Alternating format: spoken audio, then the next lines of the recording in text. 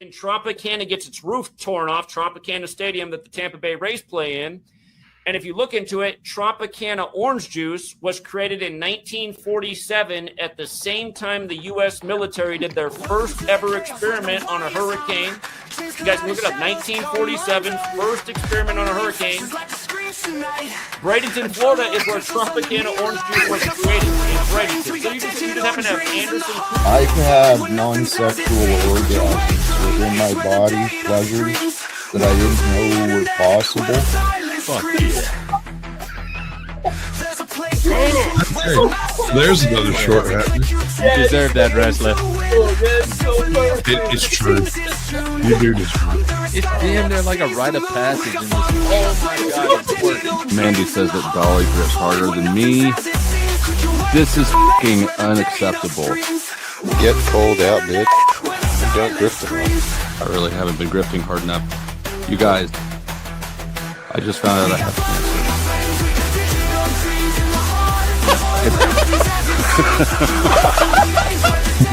cancer. Bank account transfer?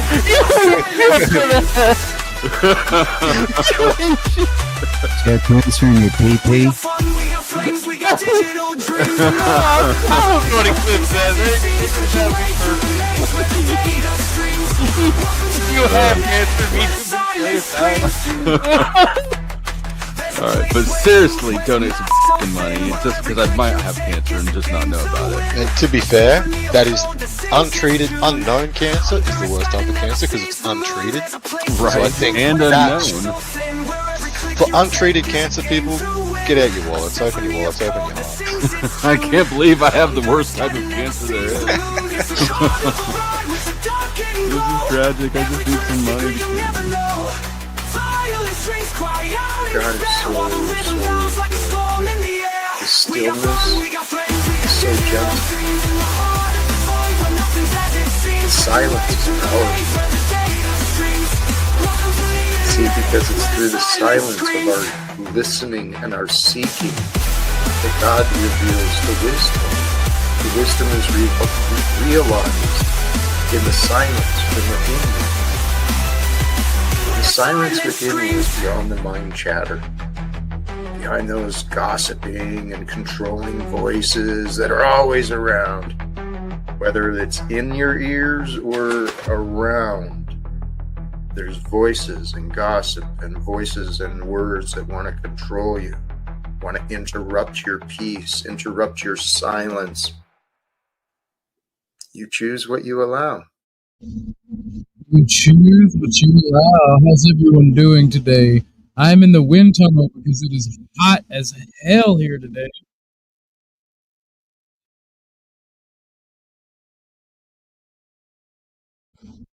But we are definitely big chilling either way. What's up? Good morning, Chuck. How you doing today? Good morning, Distant Lights. Everyone can hit the panel. This is just an open chill stream today. I got us a couple videos to start out the day. One's foraging. I'm gonna push TOS today. We're gonna react to and I saw a friend of mine who's a weeb. He sent me a video of an actual Japanese VTuber reacting in a live stream to Kentucky Ballistics. And I've been doing my research, and it seems that you can show firearms on stream as long as it's videos that are on YouTube already. So we'll be reacting to some Kentucky Ballistics today, chilling, talking. I got a song to play if a special guest comes in chat, since they always mess with me about being Southern and they sing I'm away down south in Dixie.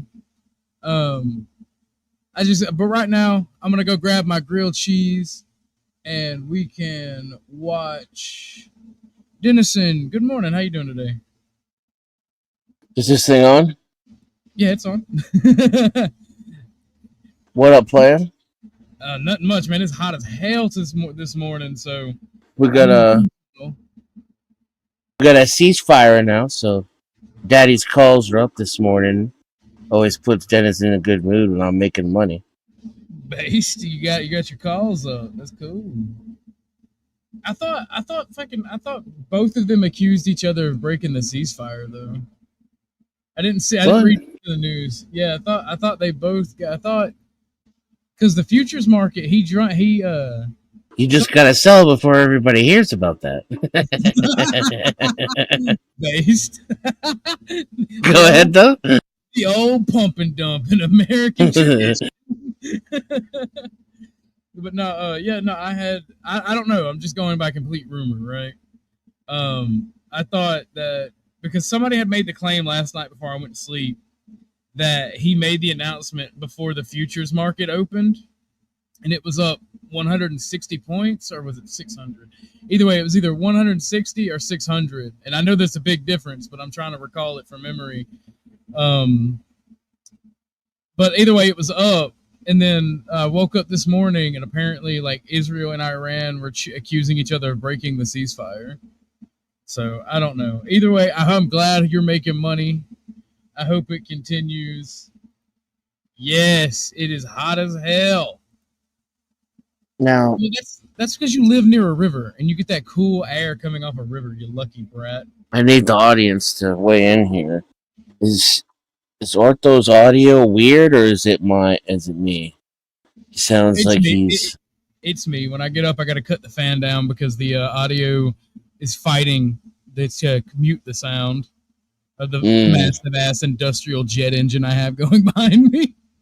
Gotcha.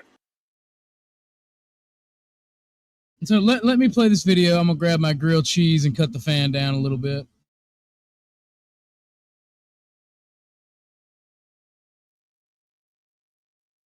This gentleman, before I get up, this gentleman asked the question that we all want to answer. Can I forge copper powder and steel powder into a knife? Test. I'm going to be mixing steel powder with copper powder, and we're going to see if it actually makes a knife that's worth anything. So first thing we're going to do, we're going to prep up our cans. These cans are going to be an inch tall, and they're going to be 2-inch by 2-inch standard canister that I use. I'm just cutting them at 1 inch, and we're going to be welding some caps on them. That way we can fill them up with our powder concoction, and it should work out pretty fine. As always, we're going to be filling them up with our spray paint. Make sure everything releases nice and even. As always, I like to use white spray paint versus using whiteout or anything else because of the ease of application. With just a couple of sprays, it gets a nice even coating, and you can get it in fast dry. All right, guys, so I have the 5 canisters here. So, is it bad when I get my grilled cheese out of the toaster oven and it's dripping butter? Did I put too much, or is it just because it's the ass end and the beginning of the bread? That's too much. Unless you like it that way, but dripping is too much. I don't. I didn't even put that much on it compared to everything else, so that just tells me I'm using way too much butter. Yeah, you can also try using mayonnaise on the outside as your, to keep it from sticking. I might have to try that with a good old blue plate next time I make me a grilled cheese. Yeah, it'll give you that extra go fuck yourself crust. The extra big ass taco. It puts that. That's based. I love that. Dude, me and my best friend TJ, we used to quote that in school. We got in trouble so much because of that movie. Like, extra big ass taco. Would you like to try our extra big ass fries? Carl's Jr. has determined that you're an unfit mother. Your children will now be taken in the custody of Charles Jr. that's the funniest fucking part. He said, your children will now be placed in the custody of Carl's Jr. Carl's Jr., fuck you. I'm eating. I fucking love that movie. It's so good. The first Discord watch party we do is probably going to be Idiocracy. That would be fucking great. I showed Mike you Judge is such a genius. My homie that I mentioned, the one that's my next door neighbor that I turned into a Nat Sock, right? He's never seen that movie. And he was like he got super depressed because he's a family guy. And he takes care of his mom, his dad, they're kind of elderly. His nephew, his woman, all of them, they went to New York to visit his family. He had to stay for work, right? And he was like super depressed. He was like 2 weeks by himself. I was like at the height of his depression, and he's not like pouty and shit because he knows they're coming back, but he's just not used to having a house alone. Like, he's super depressed. I go visit him, and I tell him about this movie. He's like, no fucking way. No fucking way. He's like, I've heard about this movie, but there's no way it's an actual documentary or it's actually as funny as it is. So we find it on Hulu, and we smoke. We even smoke weed before we watch it, so it's extra fucking funny. He raves about that movie now. Dude loves that movie. We've already established that your first name is not. Please continue with your last name. I wonder if that's where Not Laws gets his name from. It's Sultan backwards. Yeah. And it could be Brave sock account, which would be hilarious. That would be fucking hilarious, actually. Or Bumpkin sock account. LOL. That would be diabolical. But let's watch some more of this Avicii. Ready? And pretty much what I'm going to do is I'm going to do a little experiment. So I was thinking about this the other day. Oh, yeah, you're going to do a little experiment? See what would happen if I mix Just in a copper little powder experiment. with the steel powder Just a that I little. use for knives. And not in a way where it is just thrown in a layer, but actually intermixed into the actual steel powder. Do y'all want to watch his different explanation, or do percentages. y'all want to skip So the actual to be able to test foraging? this out, I'm gonna take one of these guys, and it's gonna be Say again? my Do you want to control watch? on Do you this. want you in the audience? Do y'all want to keep watching his explanation, or do y'all want to skip to the actual foraging? Actual forging. My vote. All right. Well, you're the only one on here. Idiocracy is such a weird phenomenon. It was an unnoticed movie until like 4 years ago. Not true, actually. It's always been a cult classic. Now, yes, did it get in the mainstream about 4 years ago? Yes, but it's always been like a cult classic with a Italian spices inside the grilled cheese. That sounds like heaven. Yeah, I do that as well. Sounds like heaven. Lauren judging, always judging. Those are some shit welding. Season your tomatoes, people. Season your tomatoes. Oh, they are poisonous, you know. For those of you who don't know, that is not misinformation. Europeans used to think that they were poisonous and did not want to eat tomatoes when they were first discovered by Europeans. Like the Native Americans would be munching down on them, and Europeans would be like, why are they eating the poison? How the hell did they get to thinking they were poisonous? That's what I don't get. Crazy. We got one for keep watching, one for skip to the forging. Well, Distant Lights, I love you to death, and I usually give the audience what they want, but I am super autistic today, and I'm going to have to go with Denison on this one. Yeah, given the particular video, like, this guy just loses out on interest. I want to see the finished product. Do you want to watch him forge the billet together, or do you want to start watch him forge the knife?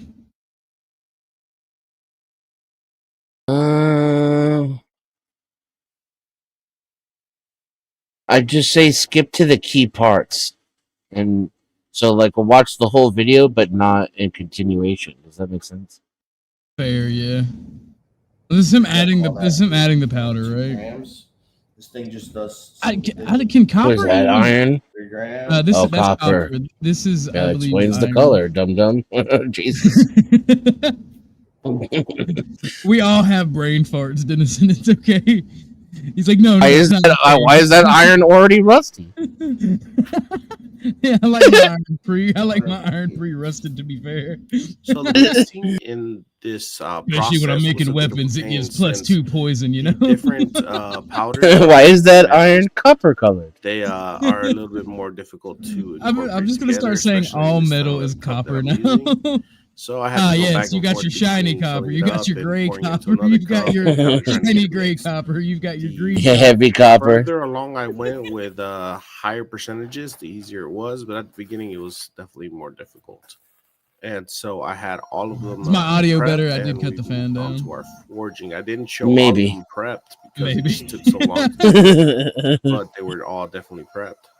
And I one of the love the cool things squishing of the I metal like in to these see right videos. here This when is I'm why he testing has to them put is it in how quickly squares, they right? To just make it more squish easy to together. do what he's There's doing right very now. little resistance, Well, and the reason for not that just is that, because right? the He powder, has to, even though it when you're looks squaring like it up I like that, filled the like when you're making canister really nice Damascus and or well, you're dealing nice with and powdered compact, metal, there's still you a lot have of to air in squish it so between it all comes the together. different Like you little have to get it grains of red powder. hot So inside the in case. general, a rule of thumb is that you want to Then you reduce. have to squish it together so it combines. So like the powder and shit combines once it gets to melting temp.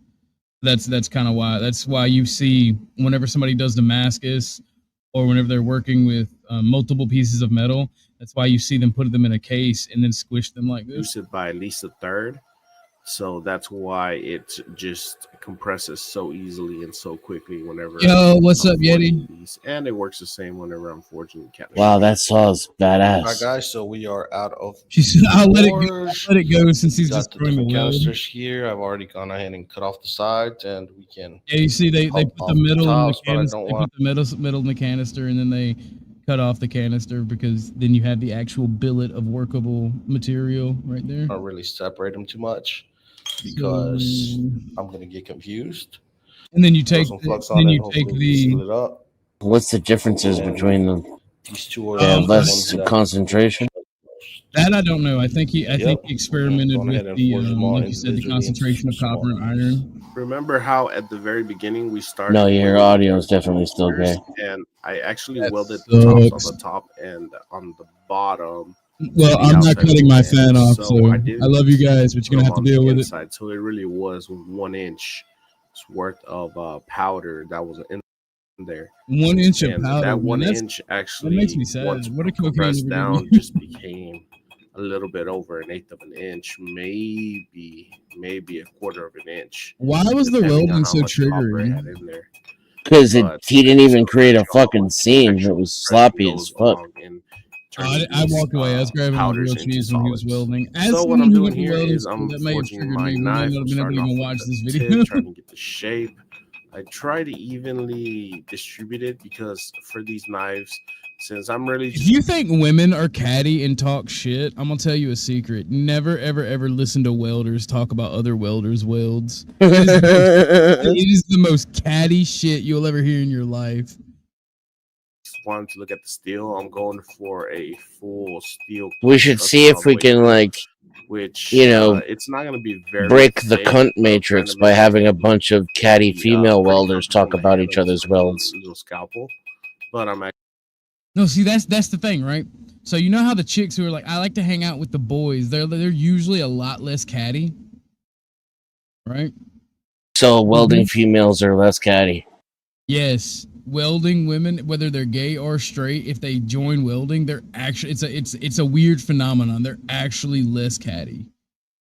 They actually don't typically talk. They're usually autistic or really really country as fuck. So they don't talk and they just do their fucking job. And then if they're country as fuck, they pick like the strongest welder and just get railed out by him afterward. Maybe I need to take up welding. Yeah, no, a lot of the girls who take up welding, they are cute. And autistic, and they don't talk. I like all of these things. And they can cook. There was this country girl from Kentucky when I was in welding in Kentucky, right? A lot of us were in Job Corps. A lot of us were not from Kentucky, but she got to go home. She made a big ass fucking dinner, her and her mom, for the entire welding class. And it was some of the best food I've ever eaten in my life. actually giving it some width so that you can hold Girth. it a little bit better. And That's what the ladies like, fairly bro. decent job at it. So I ended up distributing the That steel halfway girth. through and using half for the blade portion and half for. It's only Yeah, it's two. ready to skip. It's only 2 inches, but it's fucking. It's as thick as a Coke can, you know. Let's. Okay, yeah. We can. We. Oh shit! Product. as long as there's no forging involved. Because the that was actual definitely pieces that I bad. brought out looked good. The ones I got out of the cans looked good until that point where I had to actually Bang it start with the hammer. shape. But I want to see what forging did to it. Good morning, As you guard. can Hit the see, panel if you forging can, kind of buddy. wrecked it. Hell, Chuck, you But hit I'm the pretty panel too. I hopeful want to that get if your I do opinion as that a method that I craftsman. just said, I could probably get a pretty good looking little grain pattern at the end. I don't know. It's just I mean, a it thought is for now. laid back unless you're Maybe I'll actually in give the it a try in the trade. future. But these guys ended up looking pretty good. And just as a quick explanation, this is a knife that I did a while back. Okay, that looks beast as fuck. I kind of like that actually. Yeah, like that because he did a Damascus pattern with the copper, and I don't know what type of black metal that is or what he did to the metal to make it black, but that is fucking sexy. I would actually buy that, unironically. I don't remember what I did for the cladding. Probably, I don't know, some kind of. Wait, Lauren, are you a welder?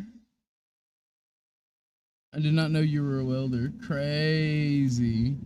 Weird material. So this is a knife I did probably like a year ago. And you still have that. Super autistic. If you trigger their autism, they will not shut the fuck up. That's the only time they talk. Like once, like it's like a super autistic person. Once like they see that you like the same thing they do, oh my, it's over. It is fucking over. I mean, I find that adorable and cute, but sometimes I just want to be like, shut the fuck up. You talk too much. You have that copper powder, not the copper powder. You have that steel powdered grainy look in there, but it's not on the edge. It's separated from the edge, and as such, this knife is like razor sharp. When I don't run into the issues of the snagging on it because there's no powder on there, and so this knife is razor sharp. And Well, that's enough of that video. We found out that is razor sharp. You know, me and you, Bumpkin's not here, but me and you was talking about the cops. When we talk about the cops, people always ask what happens to the cops that stand up to the corrupt cops. I have another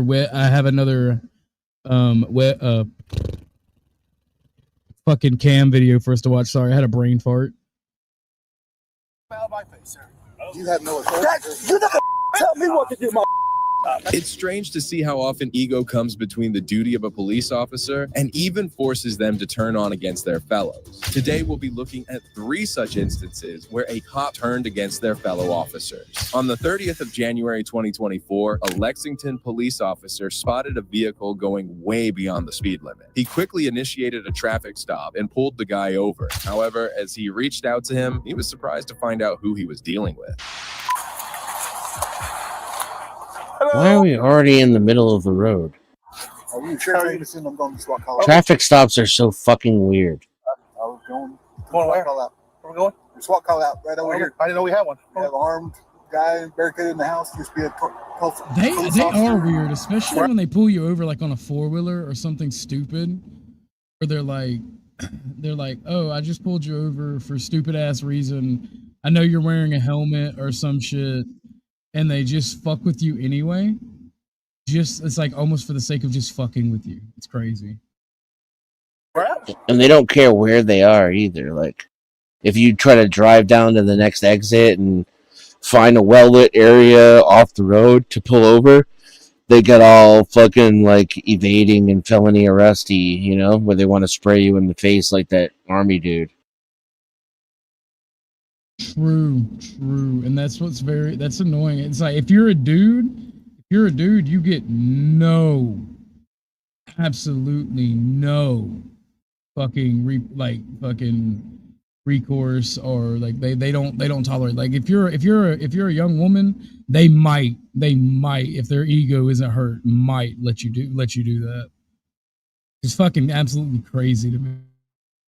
I got this clip of this dude in Alabama. The lady, he was doing 70. The lady sped past him doing 80. He put on his lights, got behind her. She dropped to 60, put her hazards on, and pulled all the way over to the right shoulder. But she didn't stop. She just slowed down, put her hazards on. So he pits her. flips her car over. She hits the median, and he's like he pulls up to the wrecked vehicle. She's stuck inside. There's just some pregnant lady who was trying to find a safe space to pull over. And she's like, I was just looking for a safe space to pull over. What are you doing? And he's just like, matter of fact, like, you have to pull over when I put my lights on. And this is what happens if you don't. And that's actually not true at all. You have every right to not run, slow down, stay within fucking car links, and find a safe place to pull over for your safety and the officers. Well, that's what it says in the DMV manual. You know what I mean? The cops should read them. Yeah, no, it's almost like it's an ego thing with cops, and people Oh, don't say. pisses me off. There's only one real law on the street. It's contempt of cop.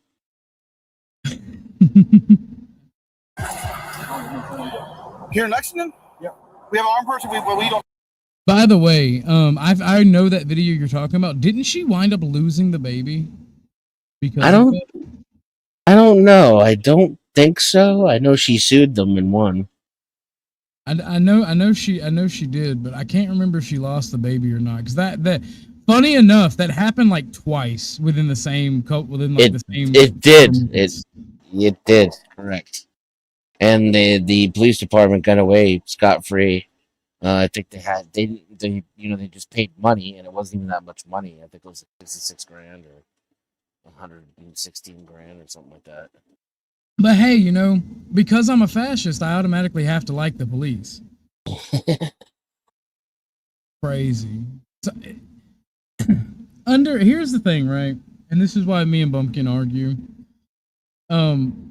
Under fascism or under National Socialism, because of the power invested in public authorities, we are held to a higher standard in an account, and we have to be held to that account. You can't just go, I'm the state at the situation, because the state exists to benefit the people, not the other way around. Like, it's supposed to be symbiotic, not parasitical. That's what I don't get. The whole cop love shit. It's crazy to me. I don't know about it. The individual caught speeding was a Cleveland County Sheriff, Chris Amazon, who was hurrying to a SWAT call. Surprisingly, the Lexington Police Department were unaware of this situation. That's when the officer went over to contact the police chief, inquiring about the situation. All right, I'll call our chief and let him know. 301 next. According to the Cleveland County Sheriff, we have a posse situation at that location.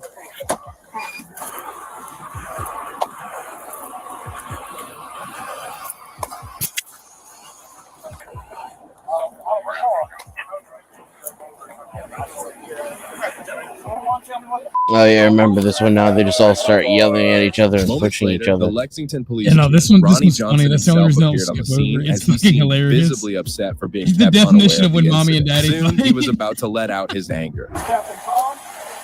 Captain Hogg? Yeah. Where's the name?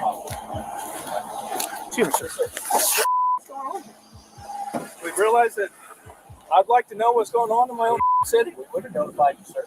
We would have? Yeah. Well, hold on. I've been down there at the PD all day. According to the call, it says Lexington was notified, they refused to respond according to our call. Okay, I don't know who the said that. First of all, sir, I know you're the chief. I'm just telling you on the call.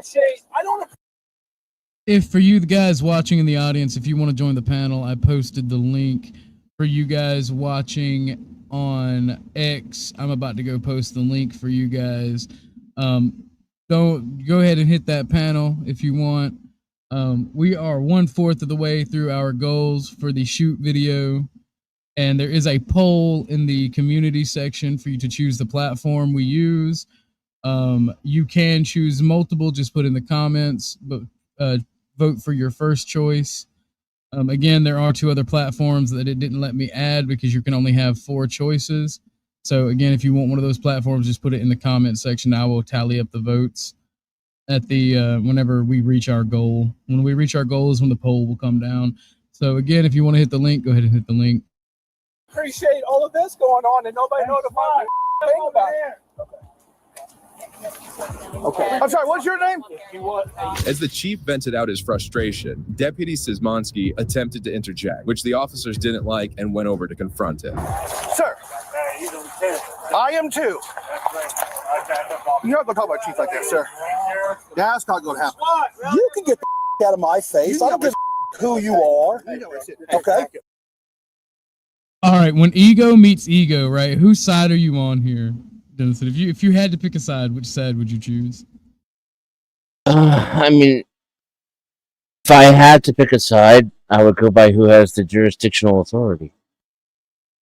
Well, that would always be the sheriff, because the sheriff can go inside the city and the county. The police are only supposed to stay within city limits. Typically. Now, that might be different for other states, but we're in Georgia, that's typically how it's supposed to work. And then the state patrol has jurisdiction everywhere. The your state bureau of investigation has jurisdiction everywhere. So, is the sheriff trying to do something unlawful? It doesn't seem like it. They're responding to a call, and it seems like the PD is just ass mad that they weren't notified. Apparently, from what the sheriff was saying, they tried to notify the PD, but nobody picked up the fucking phone, which is so real. Yeah, it is so real. So, and then the cop guy, the actual police officer, walks up to behind the sheriff. That the sheriff guy's the one on camera now. The cop is the one wearing the body cam. He's like, you don't talk to my boy. Let's just rewatch this. You can get You're not going to talk about chief like that, sir. You're not going to talk to my chief like that, sir. That is fucking crazy. That's not going to happen. You can get the out of my face. You can hear the hall monitor in this man, so that's not going to happen. This man was definitely hall monitor in school. Face. I don't give a who you are. Okay? This is my county, too. Back up, man. Back up. No, you don't.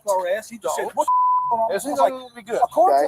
You need to stop. Lexington PD is not Chill out. Back up. Everything's going to be okay. But you need to back up. I get it that You can back up. Negative. Deputy Szymanski didn't hold back and had no respect for his compatriots. He then proceeded to do something which escalated the already tense situation. This right here ain't We're not going to be disrespectful. Okay? Sheriff, you need to back up out of my face, sir. You have no authority. You're not going to tell me what to do, You're not going to get in my sheriff's face, just like you told me.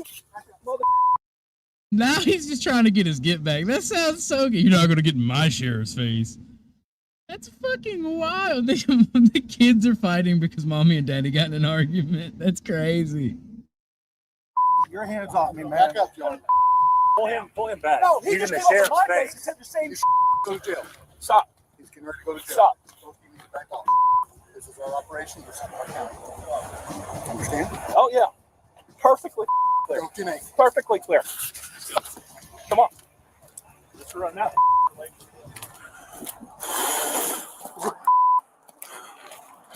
I want that lieutenant's name so I can put his hands on me. That is fucking wild. That is literally the epitome of what you and I talk about on her. These are literally tough guys who are mad that they can't beat the shit out of each other and cause violence to one another. That's crazy. This is literally fuckboy 1 and fuckboy 2. That shit was so good seeing that cop on cop violence. I have to smoke a cigarette afterwards.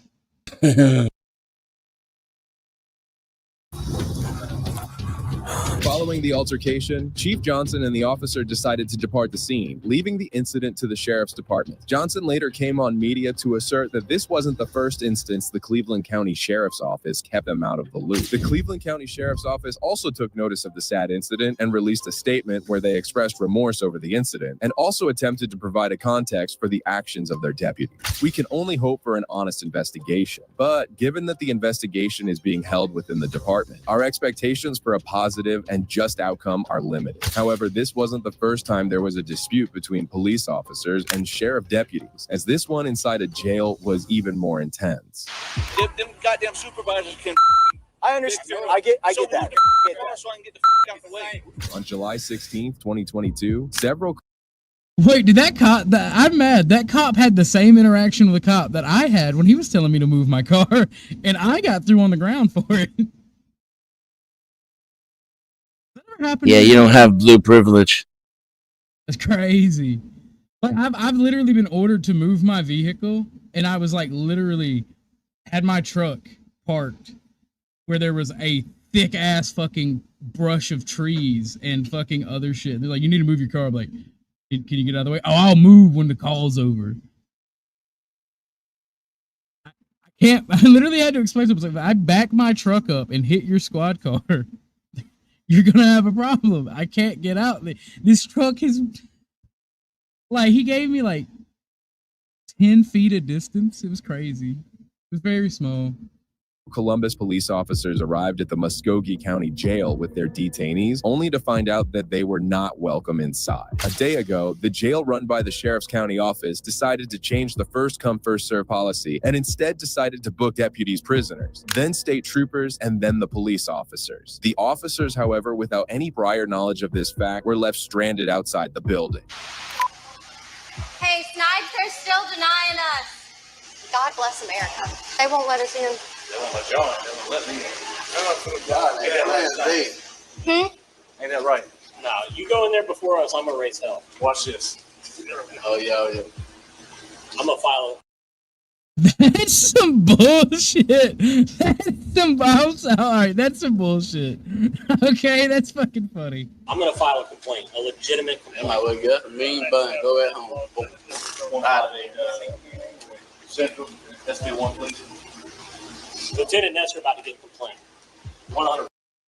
Yo, I find it funny. They both have African American gentlemen in custody, and I wonder if the dude who's being arrested with the sheriff feels special that he gets to go first, or if he's like, nah, man, you can let him go on in there.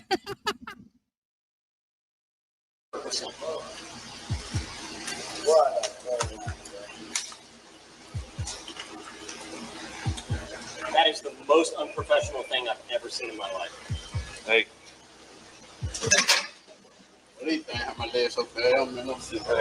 As a sheriff's deputy arrived on the spot, he straight away cut the line and went inside. The officers, who were already pretty tense, were agitated seeing this behavior, prompting another deputy to come out and explain everything. Wait a minute. Oh, don't yell it. Don't start yelling. Hey, come on. All right, I'm going to file a complaint. That's fine. That's fine. Good, how are you? Tell them, y'all have directives, I have directives. Sheriff says ain't nobody coming in, only 5 at a time. SO and GSP has priority. So SO has priority, And even GSP though. and you guys. I mean, this is beyond my control. Oh shit, that's in Georgia. He said GSP, Georgia State Patrol. That's crazy. Don't let one of them patrol boys get there and have to wait. Well, he's gonna grab that hat and make y'all's life a living hell. I don't have to say, so don't yell at me. Fun fact, if I'm not mistaken, GSP, Georgia State Patrol, is right under the Georgia Bureau of Investigation and Authority. They can arrest police and sheriffs, by the way. So, like, I would pay to see a Georgia State Patrol have to wait. I would pay to see the roles reversed here.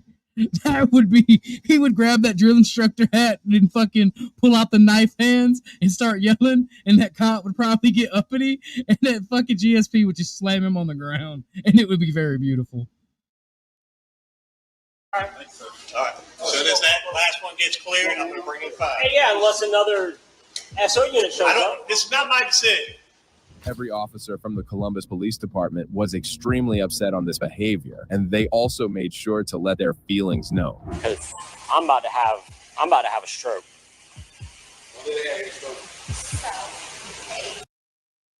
I just got some family lore, right? Because there is one department, and I don't know if it's federal or if it's state, but there is one department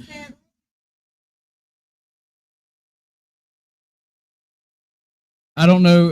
Apparently, it's federal because like my grandfather's got some awards, right? But the game warden has authority over all of these people. That's fucking crazy. So I would pay to see a game warden bring somebody in. My grandfather, my great-grandfather, and my grandfather were both game wardens until or my great-great-grandfather and my great-grandfather were both game wardens. And my great-grandfather was a game warden until he got caught making moonshine.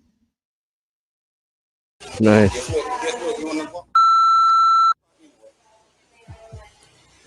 This is a failure of justice. And the jail does not like us, so we have 5 people sitting here outside waiting. It's wonderful. The sheriff is very pissed with us, okay? And he runs the jail, so. Amidst this, one of the officers parked his car in a manner that blocked the deputy's vehicle, who had cut them off earlier. Now, this behavior was set to trigger the sheriff deputy, who was extremely flustered. Man, them goddamn supervisors can. I understand. I get that. So I can get the out the way.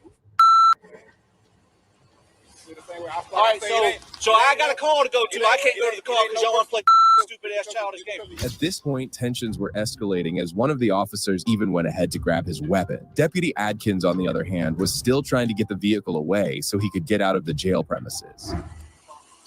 I'm gonna go get my stuff because this is getting stupid. I'm not gonna be de-armed outside of the jail. You need to get somebody to get this goddamn car so I can get out. They want to play game. Y'all ain't letting them in, so they don't want to let me out. I hope I don't see you get your ass on the street because I'm gonna drive the by and you can tell your goddamn supervisors.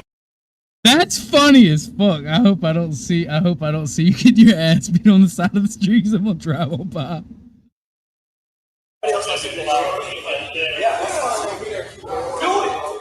You order a car because I got a goddamn call to go to. You don't want to move the goddamn car, huh? Yeah, don't stop for me. Don't stop for me. You know who?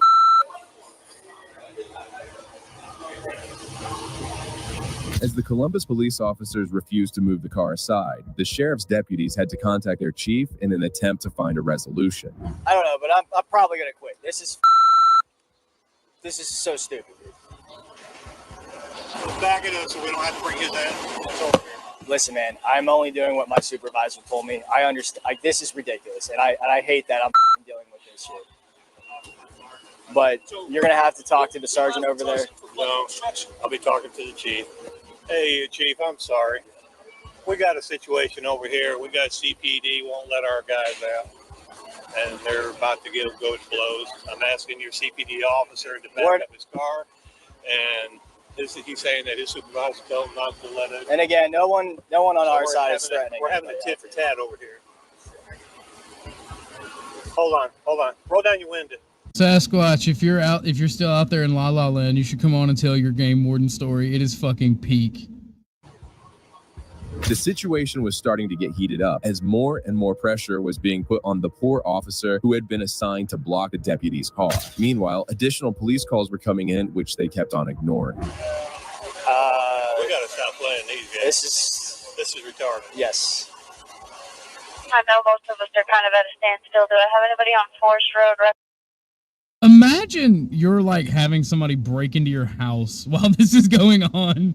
Half the police department and sheriff department are bickering over not being allowed inside the jail. But remember, police and law enforcement are an absolute necessary evil. Am I right? Reference to 7511. Hey, Sergeant, we got it. We're all standing on the wall of the jail. What car is it? Hey, move your car, bro. Fantastic. All right, I'm get who your sergeant is. Hey, he's with the chief. Okay. Sarge, he's with the chief. He's with the chief. Sorry. What's your name? Got there and started rolling up and shut it right before I got there. Give me a second. Give me a second. I hear you. What is it? Sally Moore. Yes, sir. Go ahead and back it up. Back it up. All right. Just as it seemed the officer might cause the matter to end, the sergeant stormed out, refusing to reconcile with the sheriff's deputies. Hey, Fairbanks, no. You stay right there, man. Hey, sorry. Now your sergeant over here telling him not to move. It is lawful.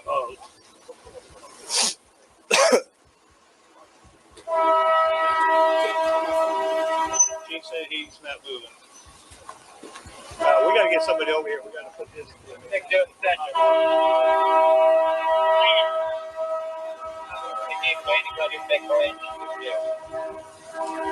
You can tell it's Georgia by the unforgiving train horn in the background. Just not giving a fuck about anything. Just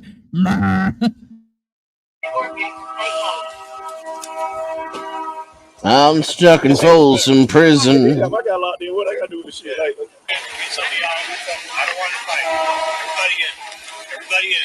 The situation was heating up, and a supervisor had to calm his deputies down as he moved them in. Maybe the police officers seemed to have overreacted. Well, this female officer clearly had a different perspective on the matter. I try to get through, and they immediately, halfway open it, shut it on me, and I hear there's a deputy standing on the radio. That female officer's trying to get into the door. Do not let her in that door. Do not let any officer through that door. From PD. From the jailer. The jailers are saying that through their radio. So they won't even let us through the door. There's one person inside there, and now they booked the sheriff guys out. Now he's like screaming at us to move our vehicles. They won't even let any of our guys in. They won't book any of our guys. They won't even let us in to use the bathroom. Nothing.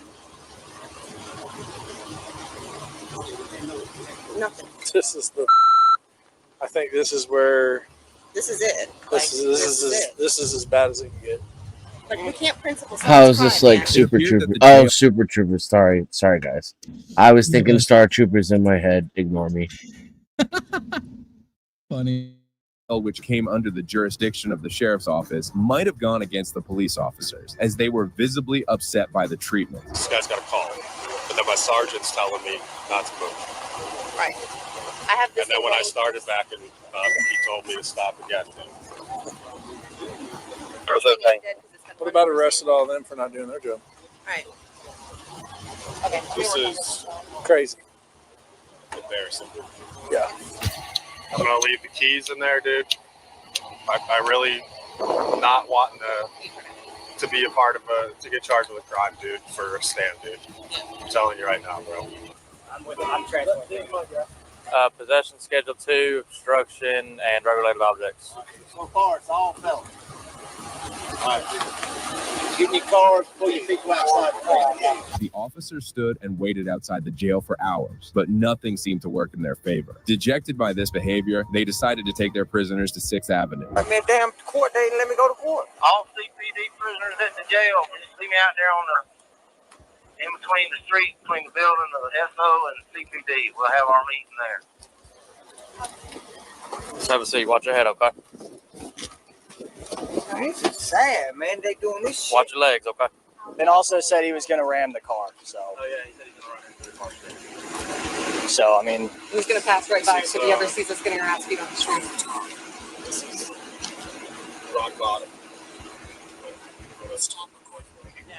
Eventually, the police officers had to release their prisoners with a court summons, requiring the inmates to return to court later this month. It was indeed a sad incident to view. And what's even more troubling is the fact that during this encounter, a robbery was taking place, and none of the I fucking called it, didn't I? I swear to God, I did not pre-watch this.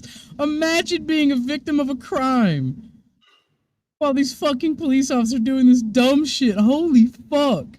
Officers even attempted to reach probable. If you think about it. This is only in Georgia, though. Only in Georgia. No, I don't know if it's only in Georgia, but Georgia's the only place I know of where everybody has their pants so damn tight that they can't let shit go. So true. So true. Like, I wonder what caused this, because like they had to do this for a reason. I would assume, I mean, and I'm just shooting fish in a barrel over here. There had to have been some internal BS that took place where they were like, shit, lock it down. You know, somebody got out of their cell or something. I don't know, but they locked everything down and wouldn't explain nothing because, hey, somebody's going to be in trouble. Well, no, so they said in the beginning that for some reason the jail stopped the first come first serve policy, like of taking in people and like booking people, and did a priority based policy where it was the sheriff, the Georgia State Patrol, and then PD. And basically they were not even like just taking in people in police custody. They just were only taking in sheriffs. That's crazy. That is crazy. All right. You want to finish the video and then get into it, or Yeah, we'll finish this segment once it goes to the next one. Later, however, the sheriff and the Columbus police chief met and set aside their differences. The sheriff also released a statement claiming that their relations are still intact, and both of them have continued to work together to this day. Well, that was a tough night, but what happens when a police officer is caught breaking the law by his superiors? All right, if you want to get in your story's fucking hilarious. Okay, so back when I was on every drug known to man, I frequented a lot of unsavory locations. And on this particular morning, I happened to be out of everything. And in the process of going to one of those unsavory locations, I came across somebody with a bag of weed, and I got me a bag of weed, moved on with my life, right? In the process, this was right after one of the movie stores had shut down. And I knew a chick over in the upscale side of town over here who bought really old movies, and I had a boatload of them in my car. And I'd talked to her the day before. I go by while I'm sitting in the yard of this lady's house, so she's going through all the movies in the trunk of my car. The game warden rides by. I see him. I wave at him. He just stares me down with that mechanical stare they've got. Yes, ma'am.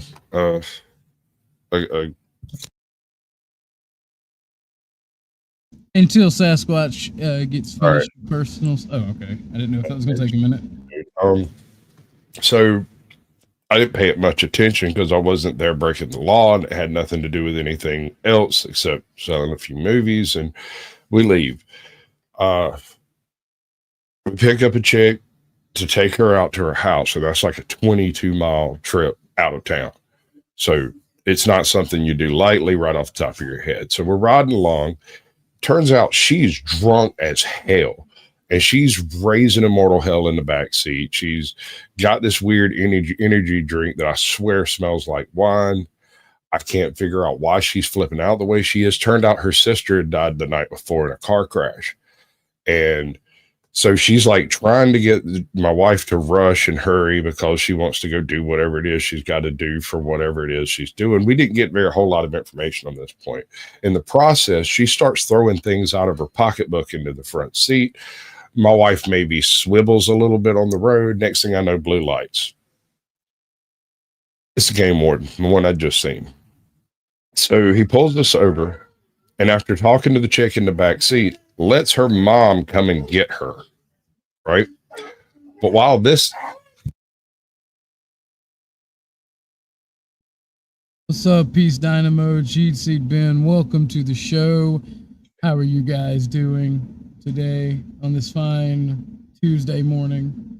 So he lets her go. Pulls me out of the car, brings me to the back of the car. And back then I had a fracture in my back and my hip was messed up. So I was walking with a stick, and he tries to tell me I can't bring my stick. And I'm like, okay, fuck yourself, bud. That's not happening. I can't even get out of the car without it. So no. So that was already a chip on his shoulder to start with.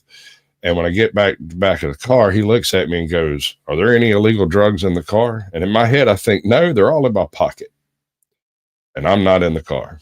So I looked straight in the face, smiled, and said no.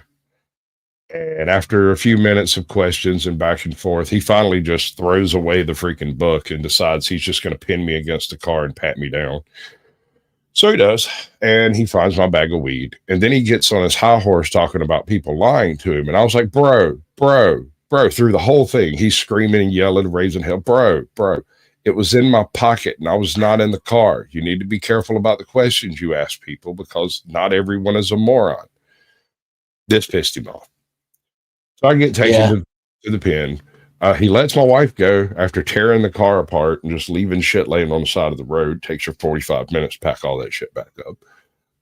They went through every single movie box in that car, right? Anyway, took a long time to straighten that crap out. So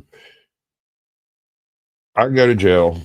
I get to jail, do the whole thing, and then it comes around time to go to court, right? This is like 3 or 4 weeks later. I go to court. I get to court. They call us up. We go through the whole roster. My case comes up. Every time they call me up there, I say, move to dismiss. And they just laugh and put me back at the end of the line and shuffle me back through again. Move to dismiss. And they shuffle me through again. Move to dismiss. And they shuffle me through again. Finally, the judge calls me up there. He's like, look, we're not going to dismiss the case. And I said, well, until my accuser shows up in this court, my standard answer will be moved to dismiss. And he laughed, said, that's okay, fine. Go sit in the second row right there. We'll get to you when he gets in here. Comes around about 3 o'clock or so. And the entire freaking police department, everyone with a uniform, the court controller, everybody in there is calling this dude, trying to get him up there, because you know what happens if he doesn't show up, right? They dismissed the case. Finally, he comes in out of uniform, like with his shirt buttoned down to like his navel, trying to poke in his shirt and his pants and stuff, you know, and he looked like he'd been drinking all night. And the judge there's a few minutes there right before the judge takes him on, where he calls me up and goes, you know, Sasquatch, I need to ask you some questions. And I'm like, is this legitimate? He's like, not really, but I just want clarification. And I was like, fine, whatever. I don't even know what I'm charged with. He's like, oh, let's go ahead and do that part then. So he backs it up, breathes out the charge, right? And I can't remember all of the felonies, but that motherfucker had hooked me up on 19 felonies plus misdemeanor possession, right? And I guess the look on my face said it, because my response at the end of this liturgy of freaking charges was move to dismiss. This is the only thing I can think of. Anyway, so the judge starts questioning me because, you know, homie's not ready to do any of the stuff, and there's not exactly a public this is not one of those cases. It should have been, but it wasn't. Anyway, so he's like, so you're what, out there fishing with a bag of weed and got picked up and then got into a fight with him? I said, no sir, not at all. I'll tell you the God's honest truth. I was riding as a passenger in a vehicle, got snatched out, roughed up, and searched. They found my weed, got upset that I told a joke, and then decided to hit me with a whole bunch of felonies. I don't even know what half these felonies are. I don't even know what I would have to do to have committed them. And he's like, okay, well, this one's resisting arrest. I said, oh, probably because I tripped and fell. This one is, you know, and he goes through the whole list. I'd have to go dig it up to find it. It was 19 felonies, nothing involving firearms, nothing involving felony drugs. It was all cop related, disorderly conduct type crap. Right. So I'm sitting there and I'm like, kind of speechless. I don't really know what to make of this or where to go with this, because I'm definitely going to need a freaking lawyer. And enter the game warden. He comes in, poking his face, hair all messed up, fucking looking like he'd been up drinking till about 10 minutes before he walked in. Kind of smelled funky too, like he'd bathed in Axe body spray. His buttons on his shirt are crooked. They're not buttoned straight, and he's trying to figure out why they're not buttoned straight while still trying to stay in uniform, and it's not working out for him. Judge calls him up and asks him what happened. This motherfucker goes about telling a story about some crippled guy who was apparently able to give him problems and arrested him, and that I wouldn't shut up, and I kept. Now, you might expect me to talk a little bit too much. I could see that. But do you expect me to become like aggressive? Do I sound aggressive? Anyway, he made up a bunch of crap that never happened. Apparently, he had a dash cam in his truck. They call a recess. I think it was for lunch. It was a little longer than like 5 or 10 minutes. It was like 30 or 40 minutes. And when we come back in, he's like, all right, we're going to pick up right where we left off. He brings the game warden up in front of him and asked him all the same questions over again, and then told him out loud in court, I don't like a liar. And I really don't like people who abuse their power. Like, and he names the guy, it's all in the records and everything. He's like, so if you plan on perpetrating another scene like this again, you will be brought up on charges in this county. You cannot do this. I don't care what level of government you're involved in. You can't just snatch people out of their car and arrest them because you don't like the look on their face or whatever it was. There's zero probable cause. There's zero any of this stuff. Unfortunately, this gentleman's already confessed to having marijuana on him. So that's where we're going to stick it. Misdemeanor possession of marijuana. Get this jerk out of my face. Mr. Sasquatch, you step up to the bench for a second. He sat there and apologized to me for this man. He's like, this is not how it's supposed to go. Technically, we should just, reduce this to nothing. It should be dismissed. But because you're already on record having said that you did have a little marijuana, we're going to do the minimum, the basic minimum, and you're good to go. And I said, okay, fine, whatever, screw it. As long as it's not 19 fellows, I'm not spending 30 years in jail getting pounded in ass prison type stuff, I'll be good, right? Still cost me about 10 grand. Hey, the motherfucker had driving under the influence as one of the charges. I was a passenger in the fucking car. It was retarded, bro. So the issue comes up with all of this is that apparently a game warden has the ability to push back on a judge in some cases, and he tried. But what screwed him was the fact that apparently this particular game warden had pulled this trick in about 4 different counties, and not GBI. I don't remember what they call the state. What is it? The state attorney's office or whatever had gotten wind of some of the stuff he'd been doing, and they basically just discharged his ass elsewhere in the state.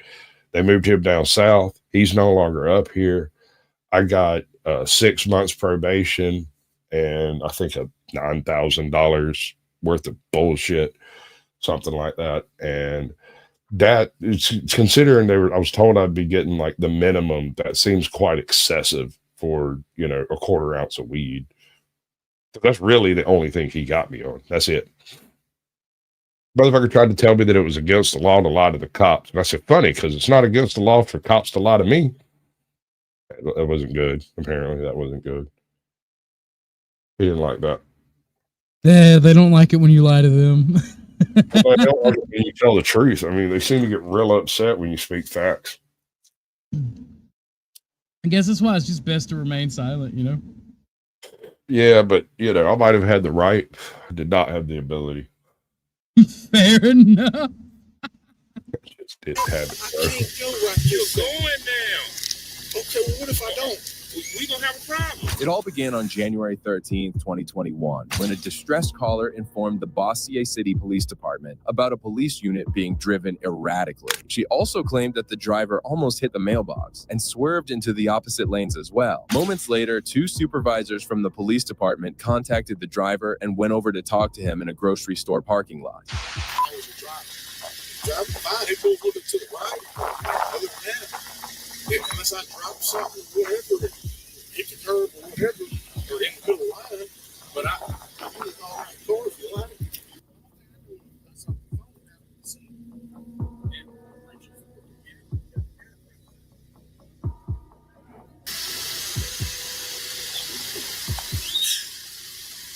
So you got off? You got off at 6 o'clock today? I did. I got 2 kids. Did you get shit to bed or what is the deal? No, I do. So you've been up since last night? Okay. The driver was found to be the off-duty police officer, Travis Coker. As one of the supervisors went over to search Coker's car, he discovered something suspicious. Adderall? What is it? The Exotram? Exotram? Yeah. They call it business. So you take a couple days? No, not today. No. Not a one. That Frank died. I gave that to him. So you think you're good to go for driving? 100%. Is that medicine it's in the proper bottle, right? But is that medicine prescribed to him? Is my question. We know what the medicine is. No, they just said it causes dizziness. I bet he's on Xanax.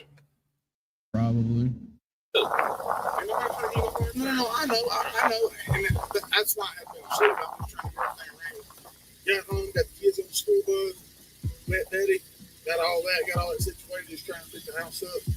He didn't use the prescription. He can't walk. So I'm sitting there looking at him. Coker claimed to be completely okay and had not taken any meds that day. That's when the supervisor came back and proposed a simple test to him. But Coker appeared hesitant, signifying that he might be guilty.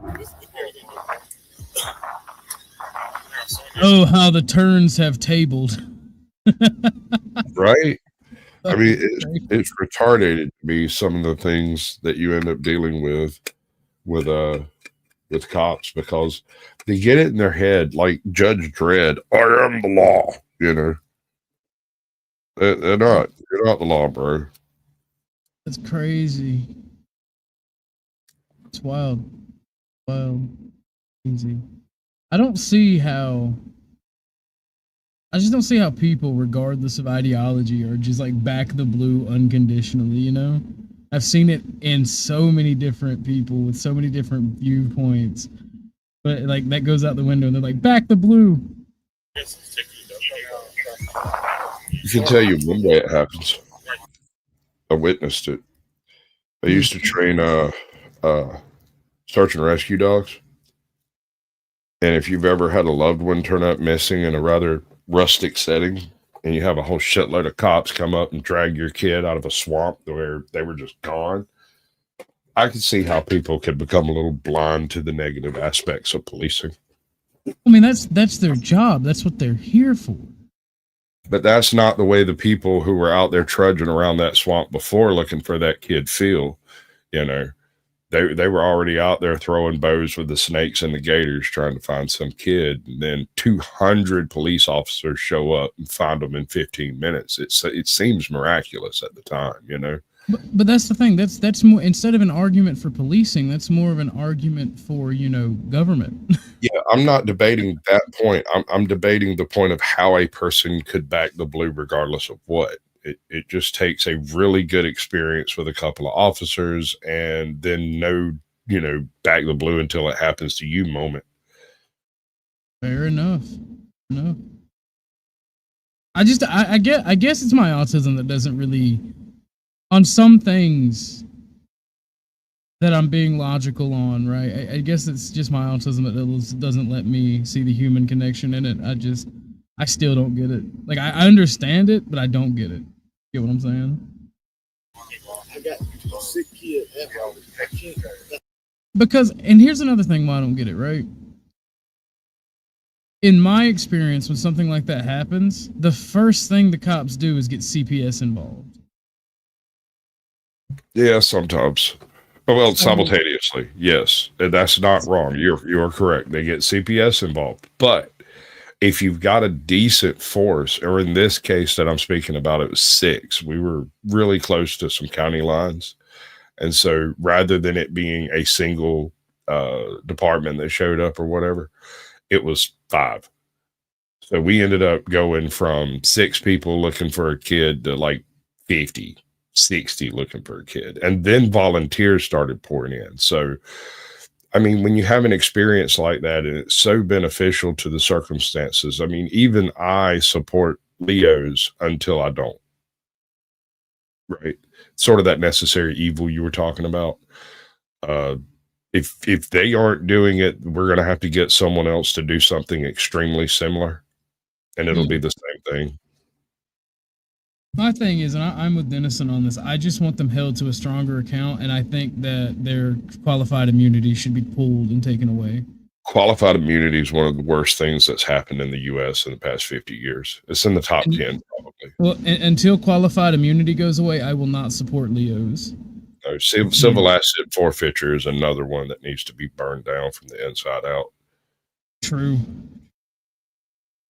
Like, there's just things that don't allow me to support law enforcement, and those two things are definitely up there. And civil asset forfeiture is an absolute scandal. I mean, let's be honest with the whole thing. You are incentivizing a group of people who have exactly the same moral contribution to society that the rest of us has. So their cross reference of dirty cops versus good cops is all dirty cops for the most part, because even the good cops know about the dirty cops, and so they're also dirty cops. That being said, when you incentivize a group of shady people to take people's money and they get to keep it for their department, you end up with things like happened in South Georgia over there, where a department had a pool table, a pool, and a hot tub and a cappuccino machine all in their little break room. And it was because they picked up a couple of big drug busts, which one of them wasn't a drug bust. One of them was a guy going to buy an 18-wheeler. Had a couple of $1,000s on him. I say couple, it's like 30, 40.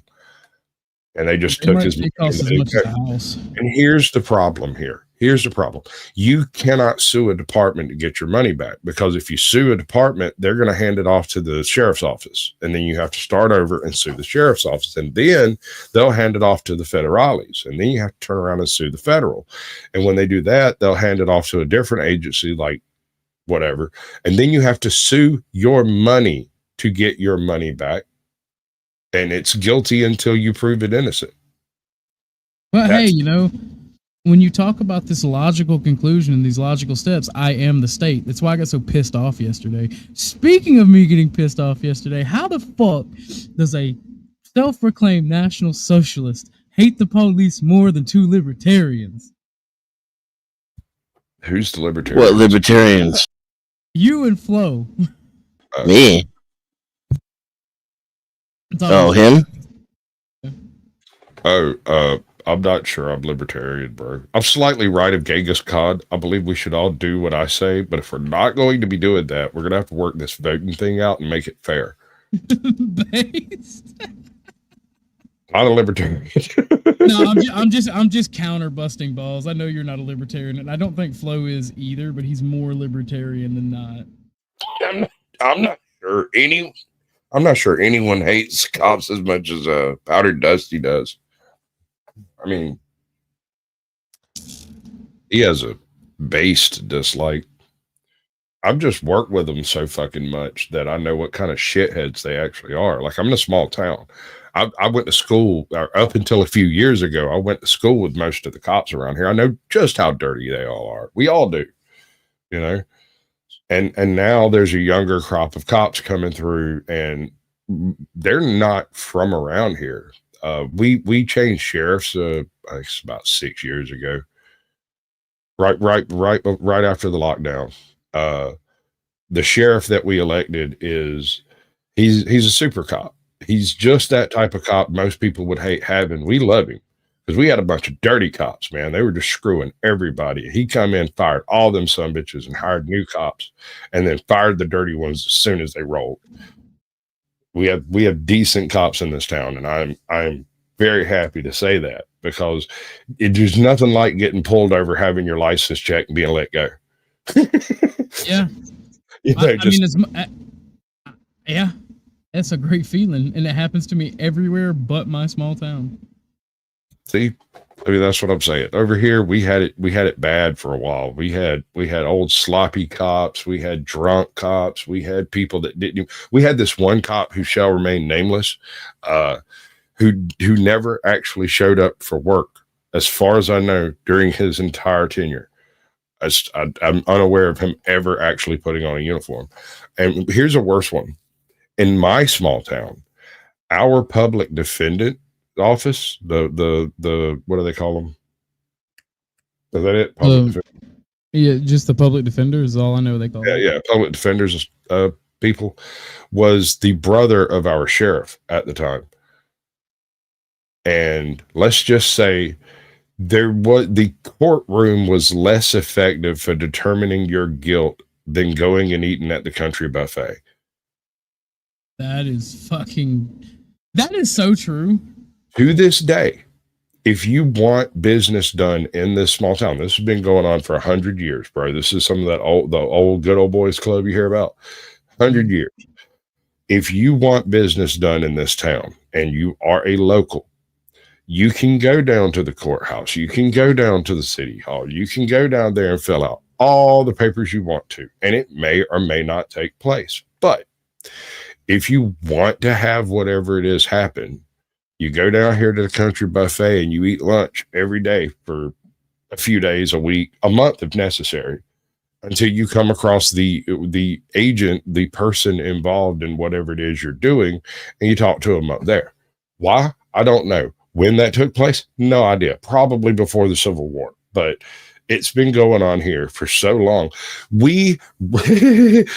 I was the very first officially summoned what's it called, jury. When they used to have something called pooled juries. Do you know what a pooled jury is? Isn't that where they? No, actually, I don't. I'm not All sure. right. So a pooled jury is where they were having troubles getting people actually show up for jury duty, and so rather than having a big snoofer all with the locals, they sent out a notification saying, "Hey, we pay $25 a day. We need jury members. You come up, volunteer." 250 people come in and volunteer, and when they needed a jury, they would just pick them out of that batch of people, right? So as a byproduct, your fate is being decided by the most broke people in this county. They are here for the free lunch and $25. You know, you might get a fairer shake based off that, to be honest. Yes, I have. First of all, these people are not unhappy about being here. They are happy as a clam. They're fixing to get a free meal, a good one too, at the country buffet where all the business is actually covered. So, like, they're fairly happy about it. These are happy jurors. They're not likely to be just slam dunking anybody based on any particular immutable characteristic, but they're all over 60. They're like ancient. The whole place looks like a mummy museum. So after that was deemed to be unconstitutional, they had to start sending out proper fucking jury notices. I get my first jury notice on the very first run of jury notices that happened. I go up there, I get selected, I end up being jury in a case, and I look through all the information. They're like, "Do you know anybody involved in this?" I'm like, "Well, I really don't know people's names. I recognize faces, so I couldn't tell you." They're like, "Okay, fine." They set me up, put me with a jury, slot me in. I come in the next morning, and I know every single one of the motherfuckers on both sides of this case. That is fucking hilarious. And I turn and look at the jury, not captain, the lead, the guy in charge of the jury. I turn and look at him. I'm like, "Dude, I know all those people." He said, "Shit, me too." He looked behind and everybody else just nodded because the chick involved, it was an armed robbery at a convenience store. The chick involved works at one of the 24-hour convenience stores, and she works night shifts. So we all know her, right? Homeboy's going up the river, and there ain't a damn thing nobody can do about it. We ain't even seen him yet. He's already guilty. We know it. Why? Because she said so. And that's so fucked up. And I'm like, this ain't right. So after the first recess, when they did the first recess, and I got everybody in the little room backstage, I was like, "Look, we need a court officer in here immediately." And they were like, "Yep, sure do. We definitely." And they hit the button. Guy comes in. We're like, "Look, everybody in here knows her. We all recognize that guy. I'm not sure this is going to be legit." And he confessed to us right then. He said, "Look, y'all are the first jury we've had here in 20 years. You're going to have to give us a minute." Shut the door. Hilarious. And we all sat there dead silent. And I'll never forget the old black lady who was over there knitting, right? She's sitting there knitting and she goes, "The state of justice in America. Never thought I'd see the day." And I was like, she is so right. God, you're so right. This is all wrong. None of this is right. 20 minutes goes by. The bailiff comes back and says, "Look, this is a small town. Everybody in this place knows each other. It would be impossible for us to actually find people that don't know each other. So roll through this one. We're going to pick it up on the back end." And he left. And I turned and looked at the white guy next to me. I said, "Do you trust that man to pick anything up on the back end?" He said, "I don't trust that man to pick up a dog turd." We sat down and we looked at the video and we did the things and we checked everything. And motherfucker was guilty as sin. Now, it gets worse, one step worse. I didn't realize this at the time. It wasn't until after, well, frankly, the verdict came down and the pictures popped up in the paper that my truck was sitting in front of that place right after the robbery. I had walked in just after homeboy left. That is, I was almost involved, bro, and I didn't realize it. So, I mean, I guess no harm, no foul on that one, but I didn't realize that I was involved. That is fucking wild. All town, bro. It's not that wild when you think about it. You know, like if you rob a store at 2:00 in the morning, it's going to be the 24-hour store, and it's going to be the one that I'm going to get my Dr. Pepper before I go to bed, or, you know, a pack of papers or whatever. I remember it was really weird because I pulled in and got out and walked up to the door, and the chick inside was standing at the door looking like she'd seen a ghost. And she opens the door and snatches me inside, shuts the door and locks it. And I was like, good evening. She's like, go get whatever you want. And I went back, grabbed my Dr. Pepper and a bag of chips, came back up. She opened the door and said, go ahead. I was like, madam, I am not a thief. She's like, look, you're fixing to get wrapped up in a whole bunch of fucking, about that then every cop on fucking earth showed up in the parking lot. And I'm standing there with my bag of chips and my drink, very confused. Did the police yell at you to get on the ground?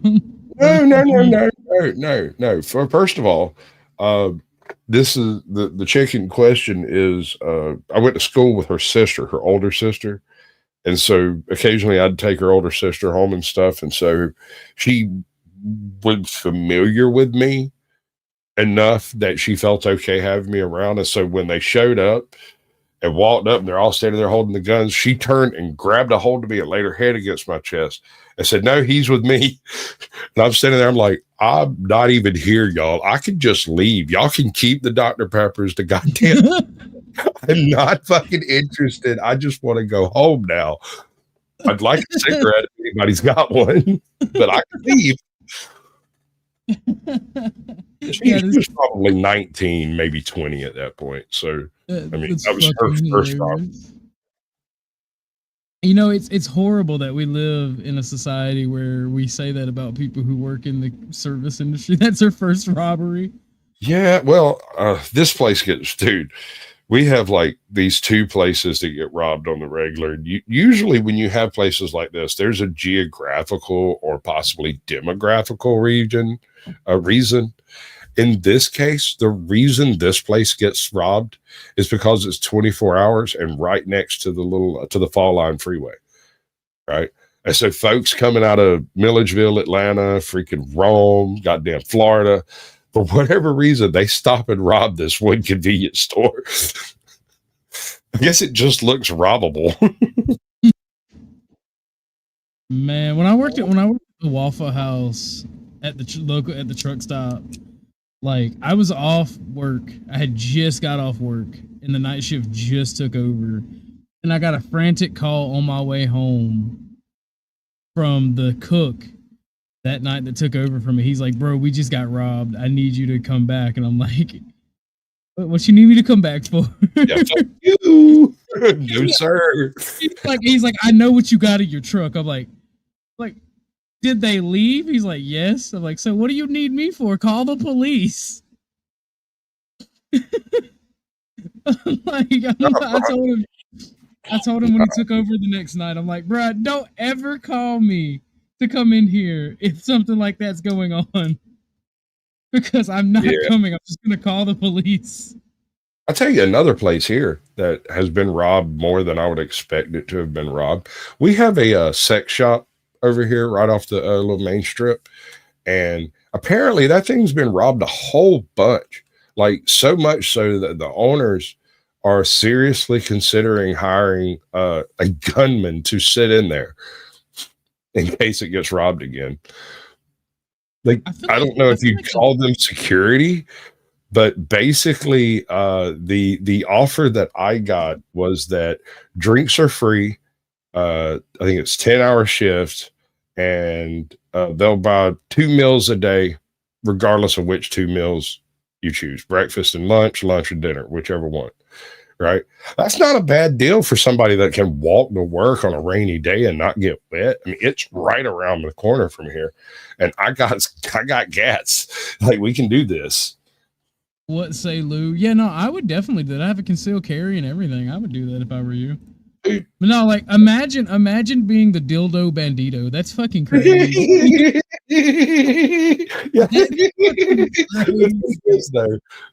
The thing is though,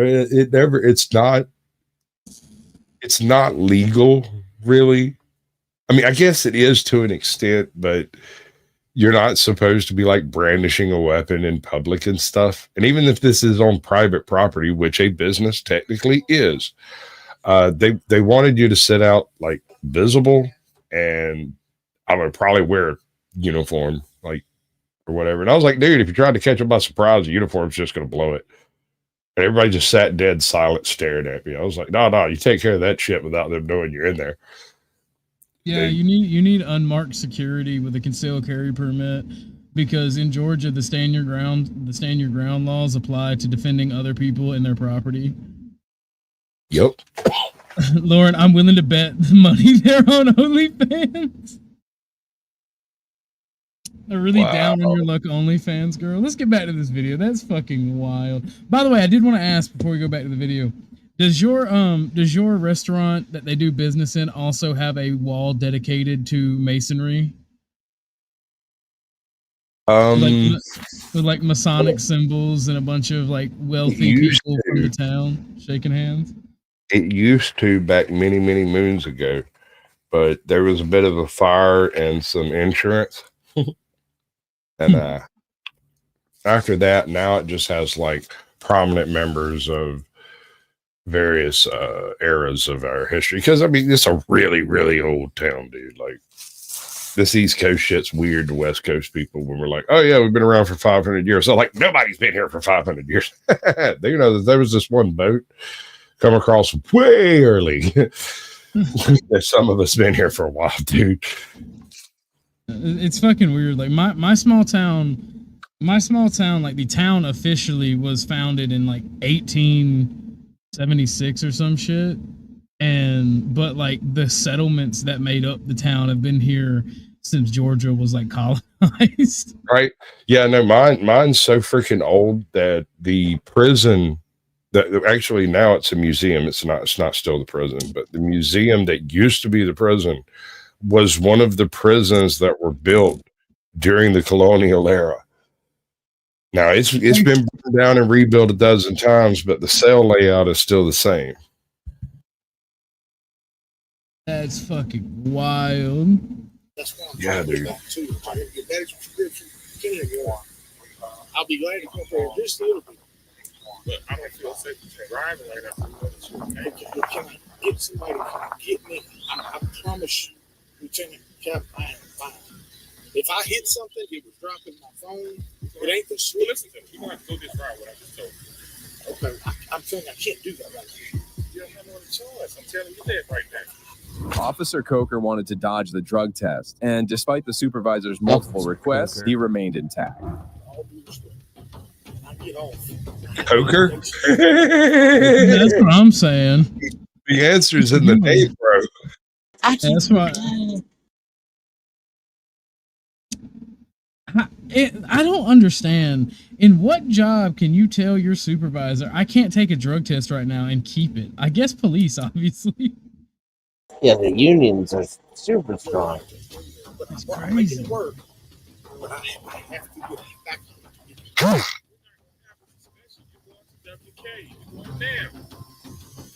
I can't go right there. You're going now. Okay, well, what if I don't? We're going to have a problem. What's the problem? You probably administrative leave. For what? Because I can't go right this second because I'm on my off time? Listen to me. You're operating. I wasn't even driving. Coker.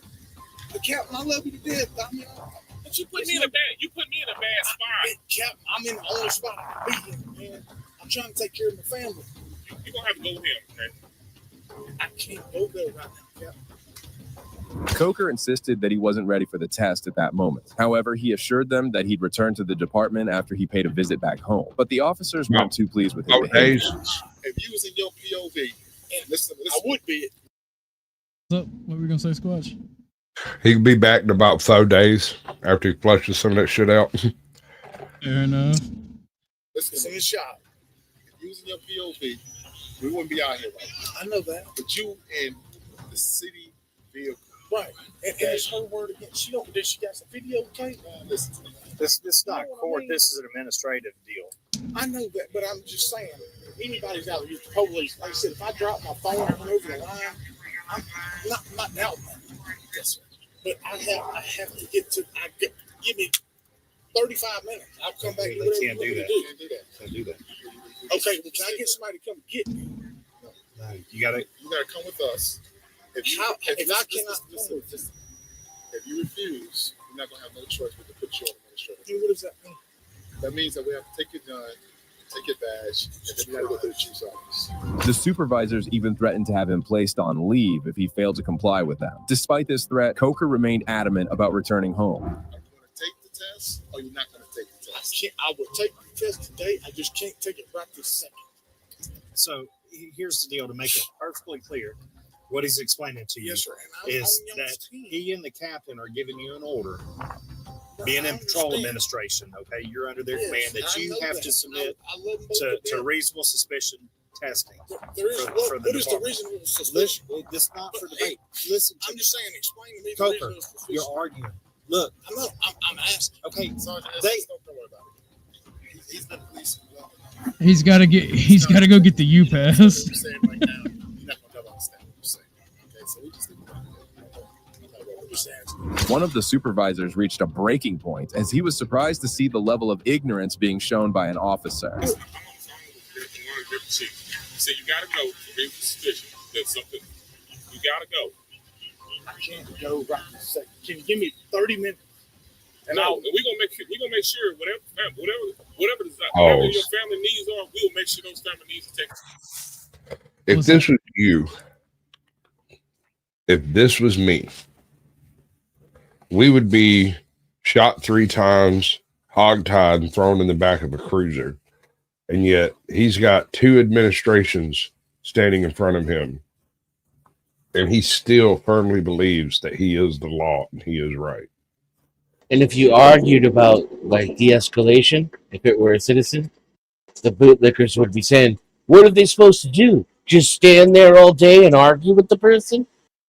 Well, they were willing to do it with a cop. Mm-hmm. That's what I'm saying. They're a gang, and then people go, and then people are like, I am the state. I'm like nigga.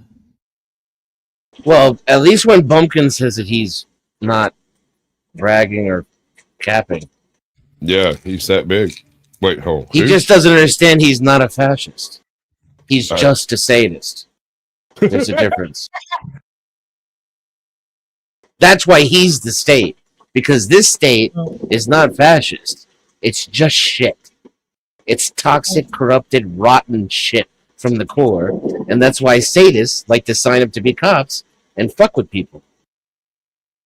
Well, to be fair, Bumpkin is mainly joking when he says I am the state. But, like, the fact that people who are supposedly for freedom support this is what gets me. I get why fascists would support it, you know? But, like, people who are pro-freedom, pro-constitution, why they bootleg, that's what I don't get. I got an idea. And this is revolutionary. Stay with me, boys. Is it possible that if we could just manage to enforce the laws that are actually on the books, it might improve society a bit? Not with the current police you have. Did someone say revolutionary?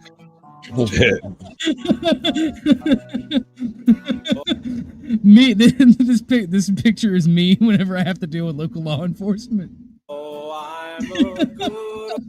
I'm sorry, I couldn't help it. We'll get back to that. In a You ever minute. heard my version of that song? You did sing it for us. It sounds more like a celebration, whereas everybody else does it. They do it sad because we lost the war. Oh, nah. The South will rise again, and it'll take Wisconsin with it. Sasquatch isn't sad that it's over. He's sad that he's happy that it happened.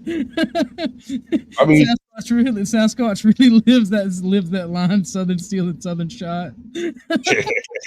Dude, you know what's fucked up about that whole thing? And he points it out in that song. He talks about the Southern Steel and Southern Shot, but he's like 300,000 is what we got. But most of them died of yellow fever, and he mentions it. It's like, we didn't kill that many of them, but damn, a shitload of them died down here. Oh, that's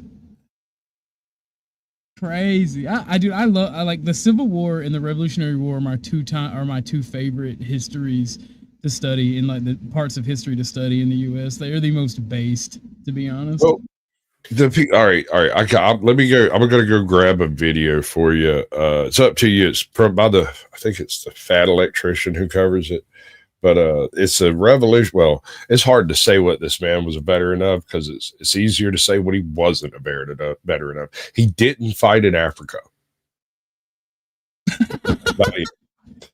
I don't remember there being an emotion in Antarctica either, and so that's about the extent of him not fighting. But he was a well-appointed British royalist. John Paul Jones? Was it John Paul Jones that he's talking about? No, sir. I'll get the name. Just roll that beautiful bean footage. I'll have you in a minute. All right, I'm gonna finish it. We can finish out this video and then we'll click to that, because like that'll be a perfect segue. I do got more police cam footage. Thanks to our producer. So I got more footage for this, but we can definitely cover that. I love the Fat Electrician. There is, I have to take care of it. My mother died 2 weeks ago. I have a daddy that I didn't ask for this. Captain, I'm not trying to make your job hard. None of y'all's job hard. Y'all know me. I mean, I'm not making mine hard, because I got nothing said I had to go home and go to sleep. Am I going to go to sleep? Yeah. But I had to think, that's the night thing. I told you, I'm juggling it the best I can. The very best I can. I go to work every night. I'm there at 10 o'clock. Are you going to submit to the testing or not? I will go to any test y'all want me to go to. Just give me just a little bit of time. Can't do that. I will grab a POV back there. At this point, it was adamantly clear that Mr. Coker was just being dishonest as he was creating stuff, something which he continued to do so in the next few minutes. Yeah, here we are. And you said you got family? I do. I got family. I'm on my off day. Yeah, I understand that. You and I'll call. But I am in your. We have had a female cop watch sesh before. Some of them are very hot. Which I was not driving when y'all pulled up. Shout out to Officer Bergdahl. Somebody that don't like the police, Captain. Is there something wrong with you? Yeah, she can put me in handcuffs anytime. It does, man. It doesn't. This is not a DWI. Right, I know it's not. I ain't drinking drive. You know you're not getting back in the car to drive. That's fine. I'm gonna get my stuff out of it. When? Right now. It's my stuff. I can believe I can get it. It's my personal stuff. A chance of being terminated. I'm not saying it's gonna happen. But over what, Captain? Because right now, the way you acting, we're trying to do our job. We're trying to do something. You all being respectful. I'm being as respectful as I can be. Are you going? Yes or no? Captain, I have an obligation at home. I'm off. I'm not going right now. It's a yes or no answer. I'm not going right now. Can I get my personal stuff out of my car? I guarantee you we can look around and everybody's broke policy. I guarantee there's drugs in that personal stuff. No, that's against policy. Seeing the situation deteriorate and the supervisors not granting him any leverage, Mr. Coker started to get confrontational and Mr. even Coker. rude at times. Listen, you don't understand, Coker. I got the keys to the car. Now he's just Mr. Coker. Yeah, we gonna get my money. We gonna get you the money. Nobody trying to keep your money from you. Gonna keep your money. Why can't I get it now? Step to front. How the turns have tabled. Am I right? You can get it from stand in front of that. He's like, you're a cop. I know you don't even make as much as I do. No. What I need to stand in front of the damn bill? Because I said so. That's what. Who you say so? You ain't no right to me today. I don't care if you trust me or not. I don't want you near me. That's fine. I don't want you near me. How about that? I'm not under arrest. Can you grab my bucket of dip sitting out there on the seat, please? There's no possible explanation as to why would Coker be so against the test, apart from the fact that he knew he was under the influence of a substance. Y'all treat me like shit. Ain't mad at none of y'all. We gotta treat you like anything, Cole. We had a complaint. We gotta see through it. But you're hindering us from doing what we gotta do. Y'all really think that I'm a... That man's got the literal bucket of dip. That's crazy. Wow. I've got none of my prescriptions out of And smoking. I'm nervous. They've given you a direct Wait, order. hold on. Stop. You just cracked it, bro. Homie's smoking a cigarette and has dip. A bucket of dip. I wonder what's in that bucket. Cocaine. Steroids, cocaine. No. I do cocaine. I smoke rocks. To go submit to chemical testing. Why? That's not true, Rhonda. How can I be high on crack and asleep in your car at the same time? It doesn't matter. See, my question is, right, my thing is, I always give everybody the benefit of the doubt. What if he's got a sick kid at home and that's all he's trying to do is make sure somebody's there, you know? Like, why can't they just be like, all right, fine, we'll let you go home, but the officer's going to follow you. Let me ask you a question here. They've got 36 body cams on this scene, and they just had a cop basically not. First of all, he just came off duty, almost swiped a freaking mailbox, which, by the way, almost hitting a mailbox is not illegal, right? I mean, it could be considered reckless driving, but technically saying someone almost hit a mailbox is not an illegal thing to accuse them of. You basically just said, hey, man, somebody didn't hit my mailbox. Anyway. I did not mean to do that, Miss Cliff. There is a policy situation that if they don't follow through on this is going to get exactly the attention it's getting right now. You know? Yeah. It's just redundant. And if you let this man take his little drug bucket and go elsewhere with it, they've already screwed the pooch because they're not immediately picking his ass up and taking him back, right? Careful. They should have already hooked him up in cuffs and put him in the back of the car and charged him with resisted arrest and shot him 4 times. I mean, that's where we should be, but he's a cop, and so we're not there yet. That's a nice middle finger you got there. How you doing, buddy? Get a job, you little bitch. Thanks for playing. I have a job. You send me money on the internet. Yeah, send me some money too. Go fuck yourself, bitch. What's up, Roland? Send me money. Send me green.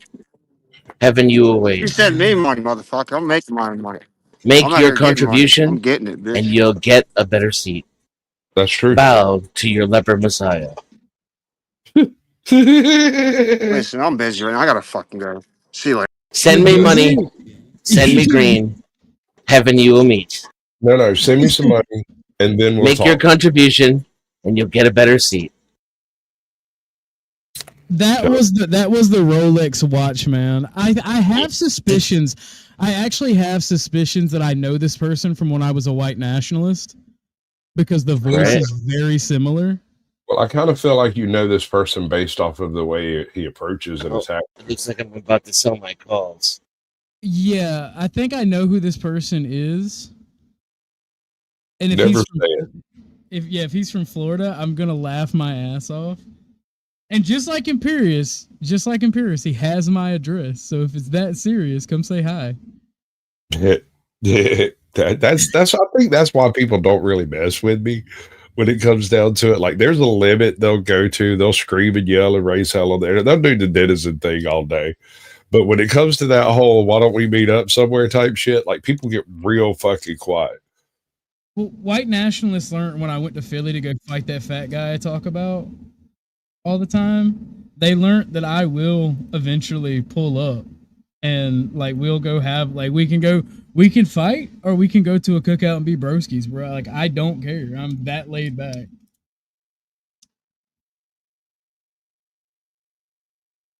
Allegedly. Damn it. Allegedly. trying real hard, man. You're not making it easy.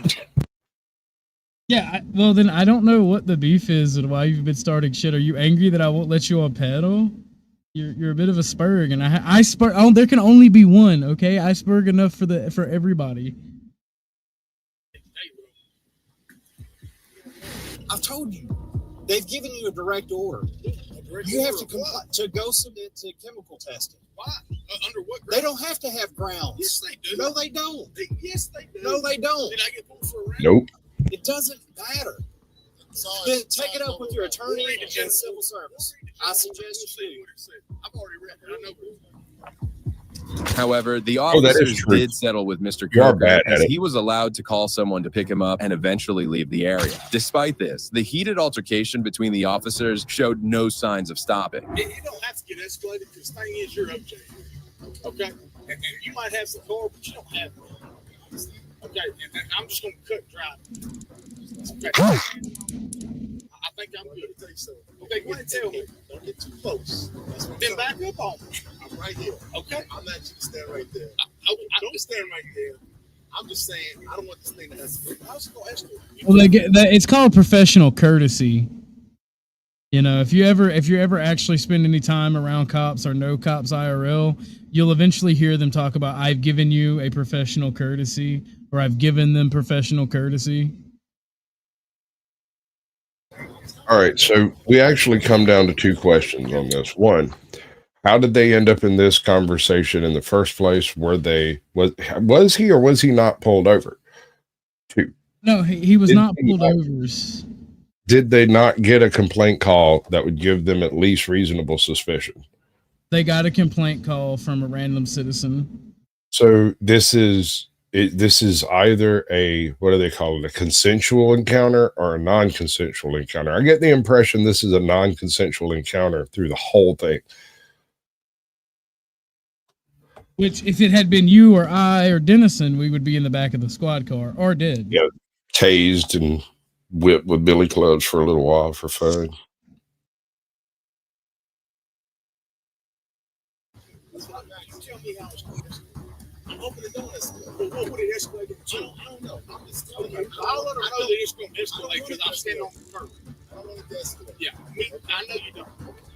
Officer Coker put his entire career in jeopardy, but refused to go with the officers and give a simple test. It's strange how a law enforcement officer would disregard his job like this. I can see circumstances where it could happen, but at the same time, I mean, if he'd have just gone along with it, he'd have been out of there in an hour. He spent 45 minutes standing on the side of the road screaming. True, but I think he has a kid. I think he has a sick kid at home or something. He said something about his kids. Can't really remember. Sure. And my heart goes out to him. My point is that he has certain commitments because he is a police officer, because he is driving in an official vehicle, because he is just now coming off the clock, because of various, if they show up and go, hey, pee in a cup, you're supposed to pee in a cup. That's the way that works. I mean, you're never truly off duty. You might not be on roster, but if you get a call, you have to come in. And so in the same vein, they show up, tell you to piss in a cup, piss in a cup. They can't arrest you for drinking alcohol. I mean, they can't fire you for drinking alcohol on your time off and stuff. But if you're over here doing, Coke and freaking pre-workout with some freaking gear, then, that might be an issue. I need to get you some help, bro. You know that I have no hard feelings toward anybody. I don't know what was said that I swerved. If I dropped my phone, I swerved over to the side, I'm sorry. I really am. I don't want any. I worked with every one of them. He dropped his dip bucket. What if it fell, busted open, and nothing but crack rocks in that bitch? Puff of white powder just float off in the. That's what Evan does. I'm going to put that on my tomatoes when I get home. Don't sniff it too hard. It smells great. That's fucking hilarious. Especially you. I don't want any. There, and I have no issue with you. Right. I don't, but I have. You doing your job. I know. Yes, I get that. I have a job to do, and everything and all the sequence of events that have taken place today. Lord knows I hate it. Meanwhile, Coker's ride came up, and that's when he decided to make it up with the officers involved. Nevertheless, it was still strange and disheartening to witness a police officer behaving like this towards his superiors. It raises the question that if that's how he is with them, how he would even behave with the general public. You get to the station. Yeah, go ahead, tell me. I already talked to something. Coker left the area, and he was immediately placed on administrative leave, and an internal investigation was launched into the case. After a few weeks, the investigation found Coker guilty, and he was fired from his job. Well, that brings us to the end of our video. Today, we got to witness 3 cases where law enforcement officers were fighting amongst themselves. Do you have that? Samuel Whitmore. Oh, here it The is. name of the gentleman in question is Samuel Whitmore, and he was hands down one of the most gangster veterans in the history of American fighting force. And this is specifically pre-America in the sense of the Revolutionary War. But keep in mind, if I'm not mistaken, he was 71 or 76 when the Revolutionary War started. And he served with distinction and was a bad bitch. So I'm going to let the angry electrician explain, because he does such a great job at it. If you haven't come across the angry electrician, you definitely need to go check out some of his work. It's amazing. I love it. It's really in depth too. Like, he goes deeper than most of your dorks, but he's still a great dork. I love it. Do you have anything you want to say before we kick it off? No, I love the angry electrician, so like, I can't wait to see this. It's good shit. Ah, yes, the official state hero of Massachusetts. Today we're talking about Samuel Whitmore, quite possibly America's first anti-hero and the most gangster old man of all time. But first, a word from our sponsor, because this video is brought to you boys to eat. No, do the They're not paying you, are they? boy.com. Use the code. Here's what we do know. He was born in Charlestown, Massachusetts in 1696. From there, he goes dark. We don't hear from him until 1721 when he gets married to his wife, Elizabeth Spring. Then he goes dark again. There's nothing of him in the historical record until 1744. At the age of 48 years old, he would fight in King George's War. And during that war, he held the rank of... So the man was 50 years old the first time he served. Think that shit through. He's 48. What happened to that? Who hurt this man? Think about it. Of captain leading. I mean, back in that day, you could live your whole life and lose your wife and one of your kids by your time you're 48. Oh, yeah, he probably lost a whole family by this time, but apparently not, because there was 2 things he liked doing. That was plowing his wife and plowing his fields. So you'll see what I'm talking about. You've never found a more violent man that likes those 2 things, though. Those people are exceptionally good at killing things that are a threat to those 2 things. Yeah. Let the man talk. Fancy word for cavalry, so think of like Malfoy's dad from The Patriot. Same thing. So that's cool, whatever, but here's the important part that nobody else ever brings up. Like I said, he's a captain, which is a way bigger deal than most people make it out to be, and here's why. There's really only 2 ways that you can become an officer in the British military at this point in time. Way number 1, you are born into a wealthy British aristocratic family, and daddy's got a lot of money. That's like 95% of the British officers at this point in time. Or way number 2, and way less likely, you are a complete badass doing gangster shit on the regular, and they absolutely need you to lead some men. Given the fact that Samuel's just some random colonial that was born in Massachusetts, it kind of narrows down which category he fell into. So he and his men help lay siege to Fort Louisburg. That goes well. They take over the fort. From there, the war is over, so he heads back home to what is now Arlington, Massachusetts. From there, he goes back to doing seemingly the only other thing he's good at, because I'm not kidding you, this guy does 2 things his entire life. He plows stuff, and he fights wars. When he's not fighting wars, he's back at home plowing his fields and plowing his wife, because this dude has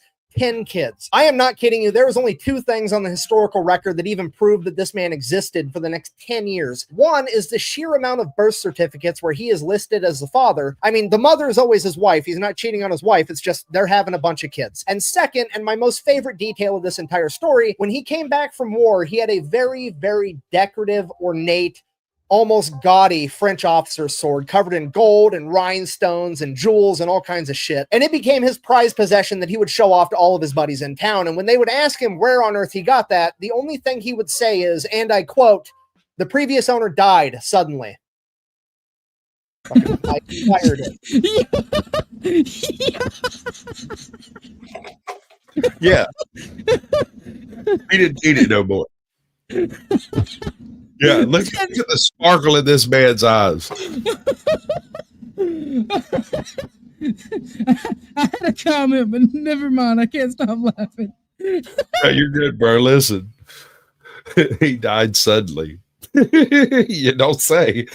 Did you help him along from this mortal coil? It's just a curiosity I have. He died so All right, so fast forward 10 years. It is now. Hold on, keep in mind, if you're keeping track, this man was 48 when he's first mentioned, 50 something after the Battle of whatever it was, at Fort Lewis, and it's now 10 years later. So he's pushing 70, 71, right? This man's 66 to 75, somewhere in that ballpark. And guess what's fixing to show up? The British. Now 1754, and Attila the Whitmore over here is approximately 58 years old, and the French and Indian War breaks out. Now, does Sam have... Now, that doesn't check out. Remember, there were 10 years between him being basically made a captain, which is the first reference to him at 48. And then the Fort Lewis thing should have put him at 58. And now we're going into the Revolutionary War, which ought to land him around 68 for this. Right? This is one thing that I kind of have an issue with this particular, the way he's got it laid out. But the fact is, we really don't know exactly how old homie was. We know he was old and gangsta as hell. To go fight this war? Absolutely not. He is a 58-year-old man in the 1700s when the life expectancy is 60. He should be keeling over any minute now, but he also has 10 kids, so he's literally like, honey, I gotta go beat up the French again. Okay, bye.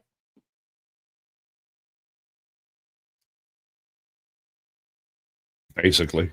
If you don't know, the French and Indian War is basically the Kingdom of France versus the British Empire, and both sides are backed by different Native American tribes. This is supposedly the war that Mel Gibson's character fought in The Patriot, and presumably where he got his cool tomahawk from. Now, I know what you're thinking. Did Sam Whitmore get a cool tomahawk too? No, he didn't. But what he did get was 2 matching dueling pistols that were super cool. And you're never going to believe this, but the previous owner died suddenly.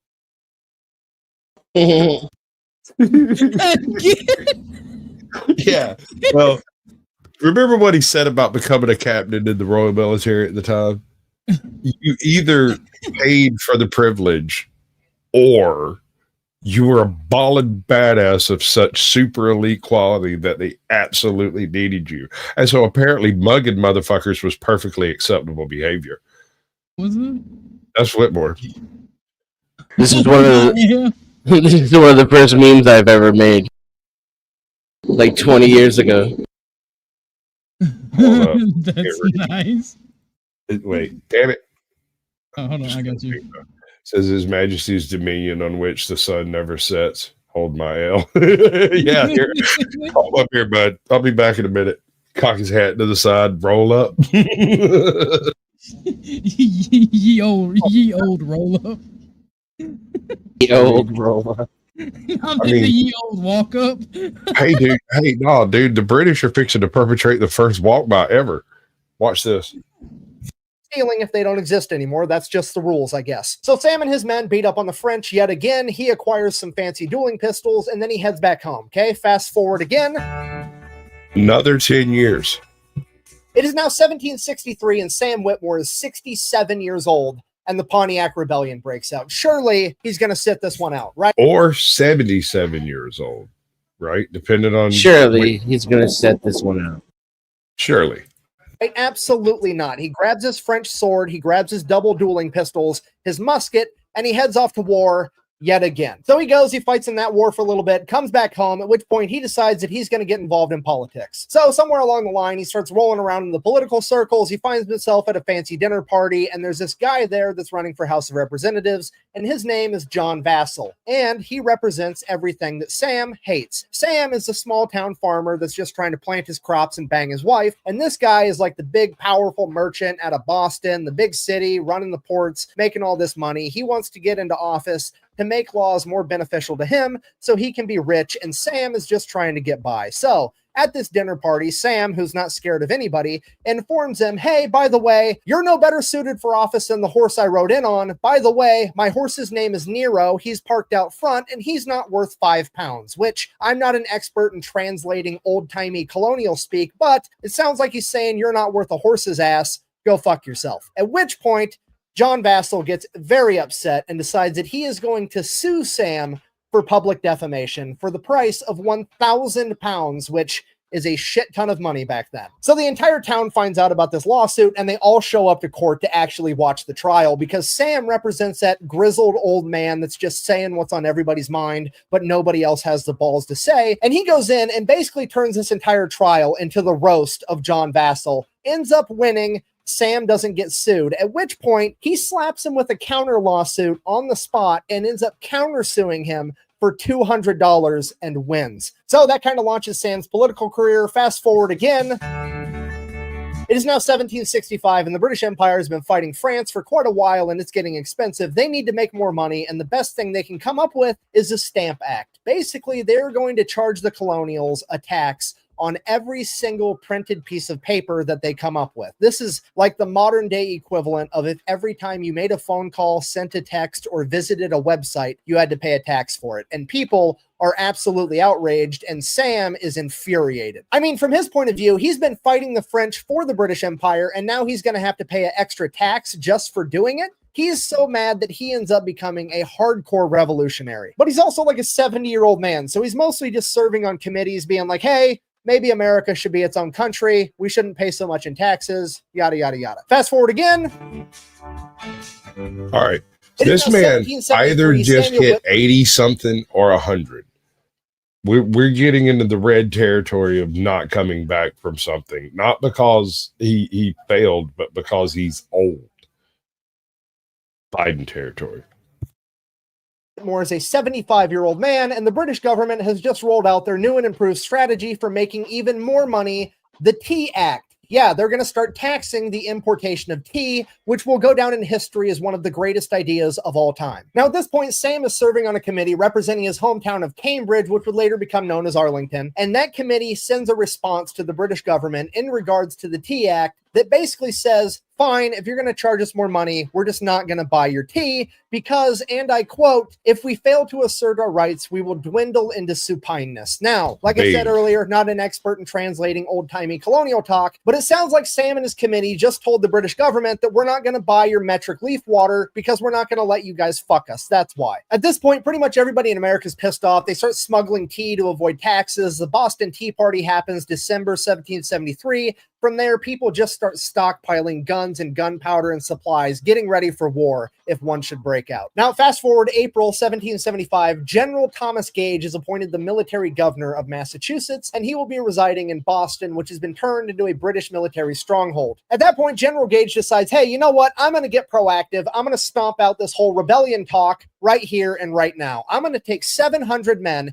an entire regiment, and I'm going to march them out to Lexington and Concord. While they're in Lexington, they're going to arrest those stupid, annoying revolutionaries, John Hancock and Samuel Adams, and then they're going to continue marching to Concord, where they're going to burn down all the stocked up military supplies. So the British military starts making preparations for a huge movement, at which point revolutionary spies find out and they decide to let everybody know. And when I say they decide to let everybody know, I mean a silversmith from Boston by the name of Paul Revere is going to take off at midnight, ride through the entire countryside, going house to house, telling everybody that the British are coming. And guess whose house is between Boston and Lexington? Sam Mother Whitmore. That's who. I'm not shitting you. It is like 99% sure that Paul Revere showed up at 78-year-old Samuel Whitmore's house sometime in the middle of the night and was like, hey, just letting you know, the British are coming. At which point he's like, get off my lawn. Then presumably Paul Revere is like, okay, whatever, I got to go warn everybody else. And Samuel goes back to bed. That morning, April 19th, 1775, the British are marching and they're almost to Lexington, and they are cut off by 77 Minutemen led by a man by the name of John Parker. John Parker orders the Minutemen to, quote, stand your ground, don't fire unless fired upon, but if they mean to have war, let it begin here. So the British roll up with 700 trained professional soldiers and tell these 77 Minutemen, literally farmers that just picked up whatever guns they had around, and told them, disperse, you rebel scum. At which point the Minutemen are like, we're good. We're going to stay right here, and so are you. And that's exactly what happens. They just stand there staring at each other from across this field, with the British officer not knowing what to do because he has to get to Concord to get rid of these supplies because those were his orders, but he also doesn't want to open fire on these guys because that will mean the start of the Revolutionary War. So they just stood there, seemingly forever, in formation, ready to throw down, waiting for the other guy to make the first move. And suddenly, from the American side, a gun goes off. Nobody knows who fired, nobody knows why, but this was the shot heard around the world that would start the American Revolution. And for all we know, it could have been some old farmer that just dropped his gun.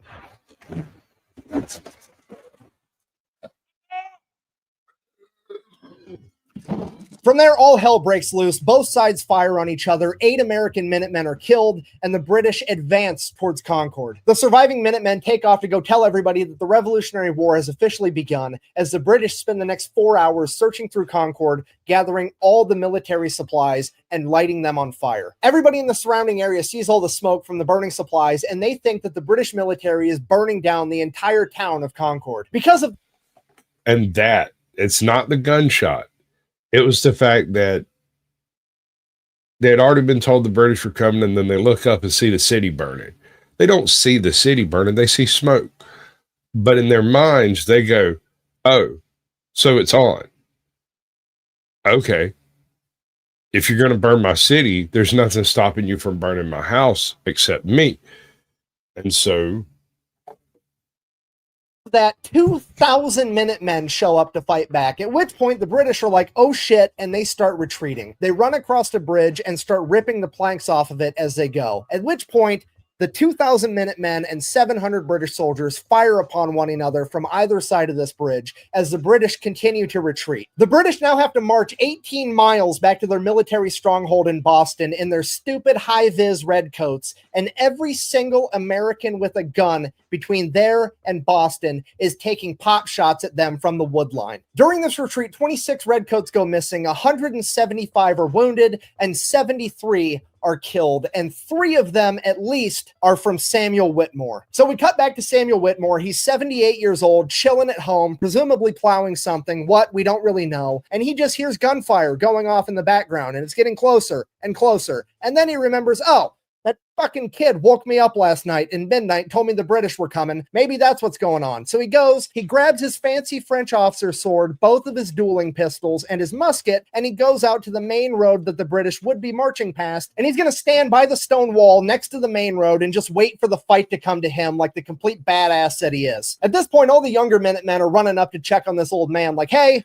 what are you doing? You shouldn't be out here. And if you are going to try to do this kind of stuff, at least go out in the wood line or in like a second-story window to hide yourself like the rest of us so you don't get yourself killed. To which Samuel Whitmore responds, and I quote, if I can only be the instrument for killing one of my country's foes, I shall die in peace, which I think we can all agree is gangster as fuck. At this point, this man is literally the... I know you got something to say about that one. Or did he go get coffee? Bro, it goes hard as fuck.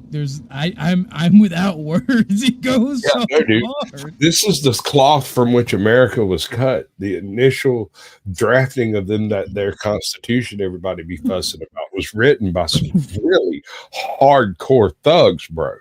What happened? What happened, white man? What happened, American man? What happened? Remember who you are. the living embodiment of old man strength. He's just that old, grizzled, veteran Viking that's got one more fight left in him and wants to die in battle so he can go to Valhalla. So he stays there, he loads his musket, he loads his pistols, and he waits. And he waits, and finally the British come marching right down the road, dead at him. As they get close, he crouches down behind the stone wall with his musket and waits until they get to point blank range, and that's when he pops up over the wall, aims his gun. I said, get off my lawn now. And fires, immediately killing one redcoat on the spot, drawing both of his pistols, killing two more redcoats, drawing his sword, and charging into over 500 soldiers on his own. He is then immediately shot in balls. I don't know how he got over that wall with the size of his balls. That man was dragging two massive sacks. Yeah, dude. Jeeves.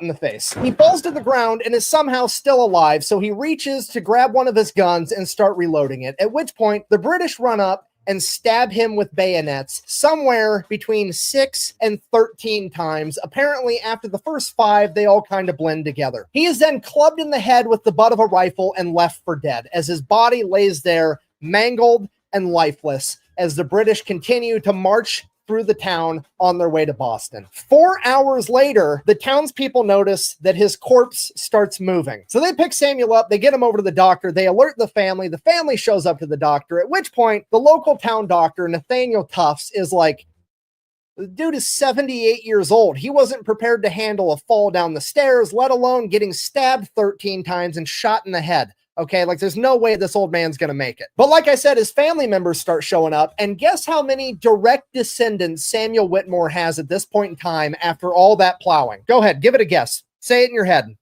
Okay, you got your number? Okay, he's got 185 living descendants. Okay, he's got 5. Half those guys popping shots from the ridge line were his kids and grandkids. For real.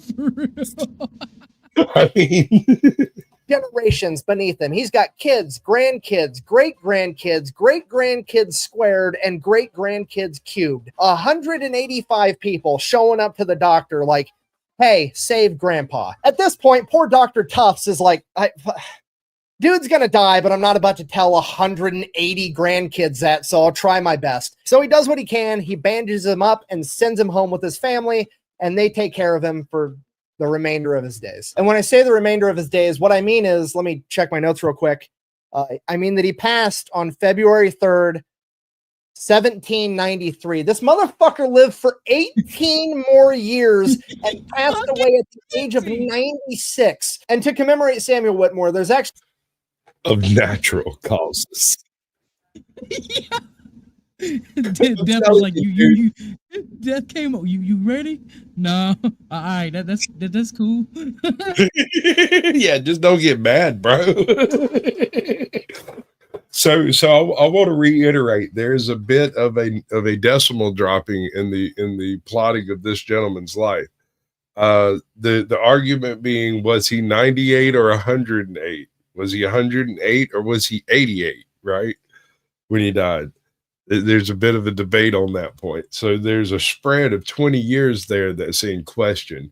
And that's not even talking about like just average, clerical error type stuff where a year gets dropped or picked up, Absolute boss energy. actually a monument where he made his last stand. Fuck! You said that he was 78 during his last stand and 96 when he died, and that clearly says that he was 98 when he died and 80 during his last stand. Why are you so dumb? Fuck! Okay, look, I understand your point, and I also can kind of sort of read, and I realize the irony because this is literally written in stone, and I'm telling you that it's wrong, but it is wrong. That is the only source that says that he was 98 when he died and 80 during his last stand. Every other source says that he was 78 and 96. This has been proven to be false multiple times, but they don't want to change it because the monument's already so old. So yes, I'm sticking with what I said. But the most important part of this picture is to actually zoom in on the house in the background. That's Samuel Whitmore's original house where he lived his entire life, and it's still around today.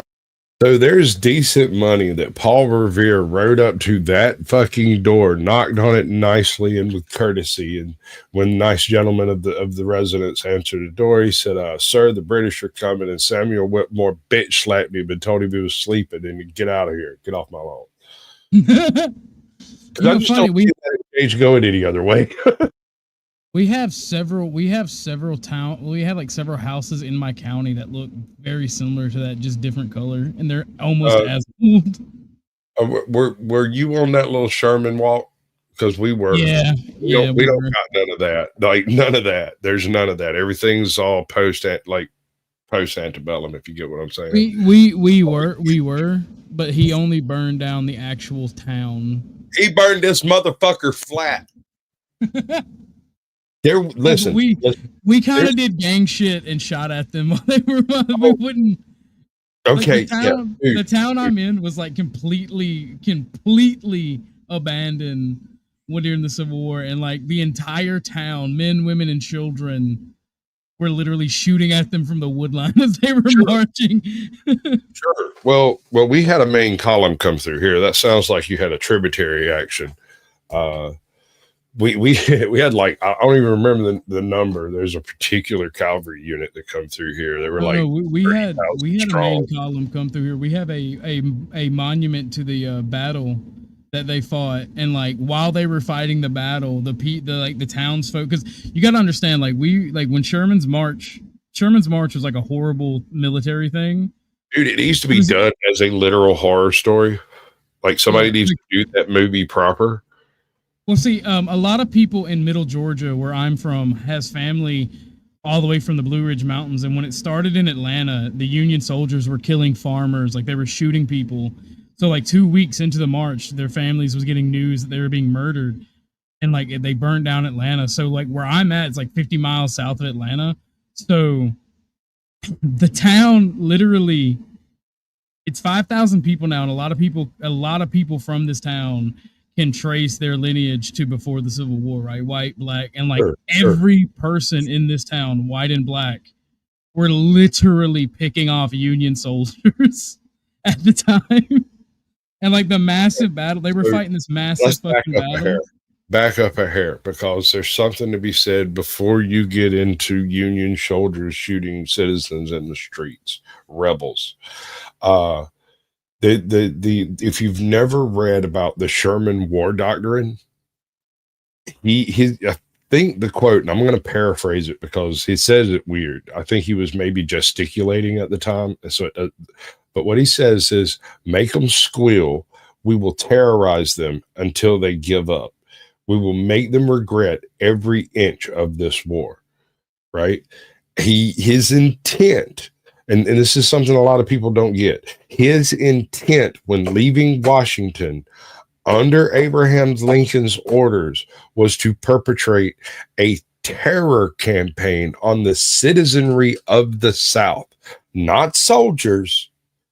He was specifically ordered to retreat from major military battles.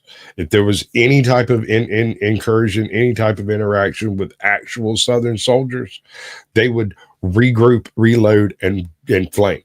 They just leave it because the war is elsewhere. Here is a terror campaign, and with the specific intention of burning Atlanta to the ground and taking Savannah by Christmas. Oh, not even that. It was specifically Georgia, and the amount of rapes and abuses that happened. And they even there was Sherman even allowed anti-Semitism. Like Jews in Atlanta were like, this motherfucker flat, bro. Like there is not a single. No, I'm sorry. I apologize. There are two buildings. There is the building that was used for Sherman's headquarters, which is right down the road from where I live. I might go take a picture of it later and post it. And then there is a building over here, a couple of streets over, that was the local whorehouse. Everything else where a stone stood on another stone was torn down. That's why culturally, that's why Georgia is the most anti-government state you can ever be in. A lot of people remember that are from here. Literal state approved. Not to the cops. Anyway, remember your roots, boys. As a historical site in Arlington, Massachusetts, and that monument is in the front yard. So if you're not picking up what I'm putting down, what I'm trying to tell you is, in conclusion, this has been the story of America's first and oldest gangster, a 78-year-old grizzled the oldest gangster. First day of the American Revolutionary War, and decided to casually go 3-0 while telling the entire British Empire to get off his lawn. Thank you for watching. Best. Absolutely great. If you've never seen his video on Big Dad Energy, it is equally good. If you, I can't remember the name of the division, but back during World War II, about a few months in, they realized that there might be an issue because we may have to fight Russia right behind Germany, right?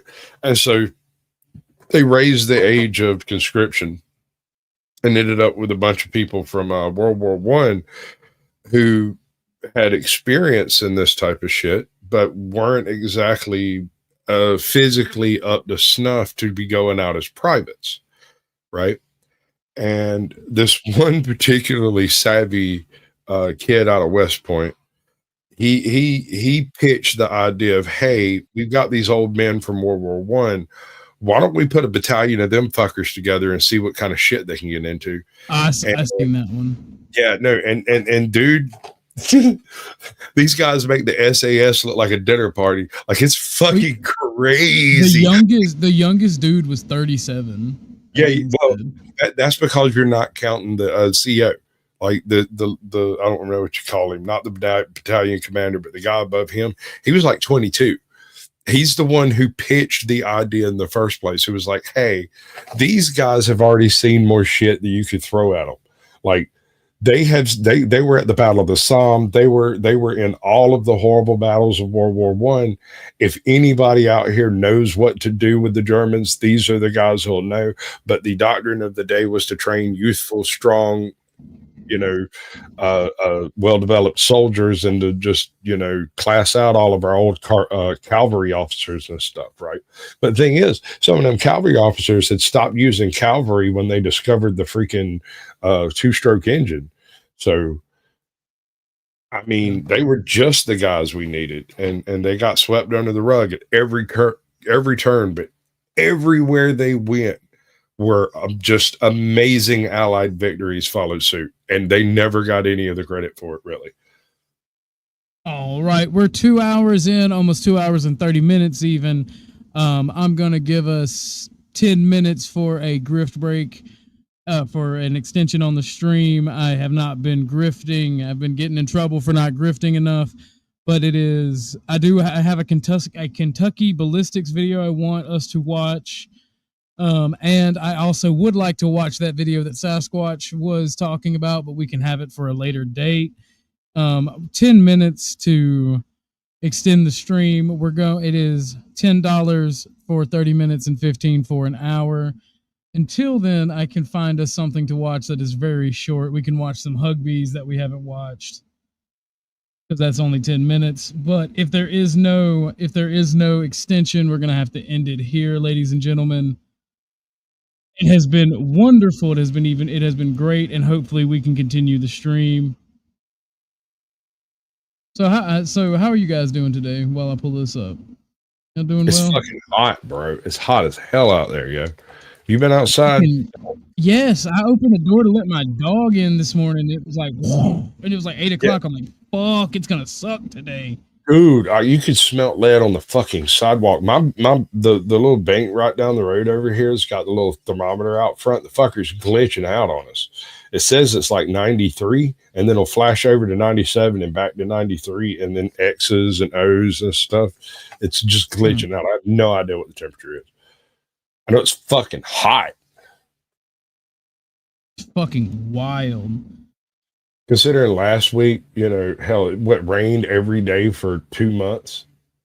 Yeah. Yeah. Does that just mean it's gonna be hot as fuck when it finally stops raining? Yeah, that's what I was thinking. That's exactly what I was thinking. Playing with small balls of stone, clay, or marble since ancient Egyptian and Roman times. Today's marbles are actually made of glass and used for industrial tasks as well as games. Glass is not only inexpensive and durable, but also quite beautiful. Marbles are known around the world for their eye-catching colors, which can be seen here in stunning 360p resolution. To make marbles, this company melts recycled glass and competing companies' marbles in a kiln heated to 2,200 degrees Fahrenheit. After 16 hours, they open a door at the bottom of the kiln and the molten glass flows out. A shearing device vigorously thrusts into the stream, forming segments called slugs that become marbles. These slugs fall through a chute, in a similar fashion to if the sun had a bowel movement. The slugs land between spinning metal grooves, which dance them endlessly to exhaust their heat energy, causing their hot-blooded nature to chill out for a bit. It takes 72 hours for the marbles to chill out completely. The colors of the marbles by this point are predetermined. How? Who cares? These channels weed out the marbles that are too big or too small, and organize the ones that are just right for photo ops.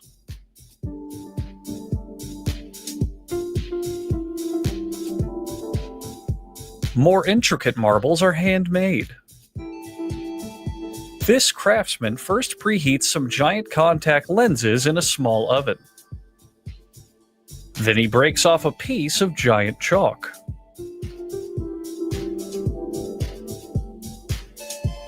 After the materials have melted in a furnace overnight, he gathers some on a steel rod and just starts playing around with it like a toddler. These new glass noodles are controversially used to decorate the clear glass marbles, and not used for their intended purpose, to make glass spaghetti to feed the glass giants of Glasstown. Meanwhile, a clump of melted clear glass is put on the end of a rod and rolled over some used lollipop sticks in an effort to promote recycling.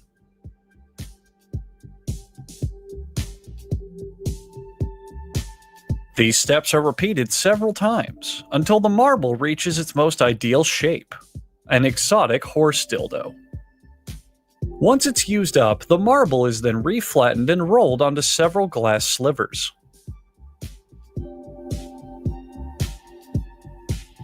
After being rolled in the furnace once again, the ends are then crimped and snipped,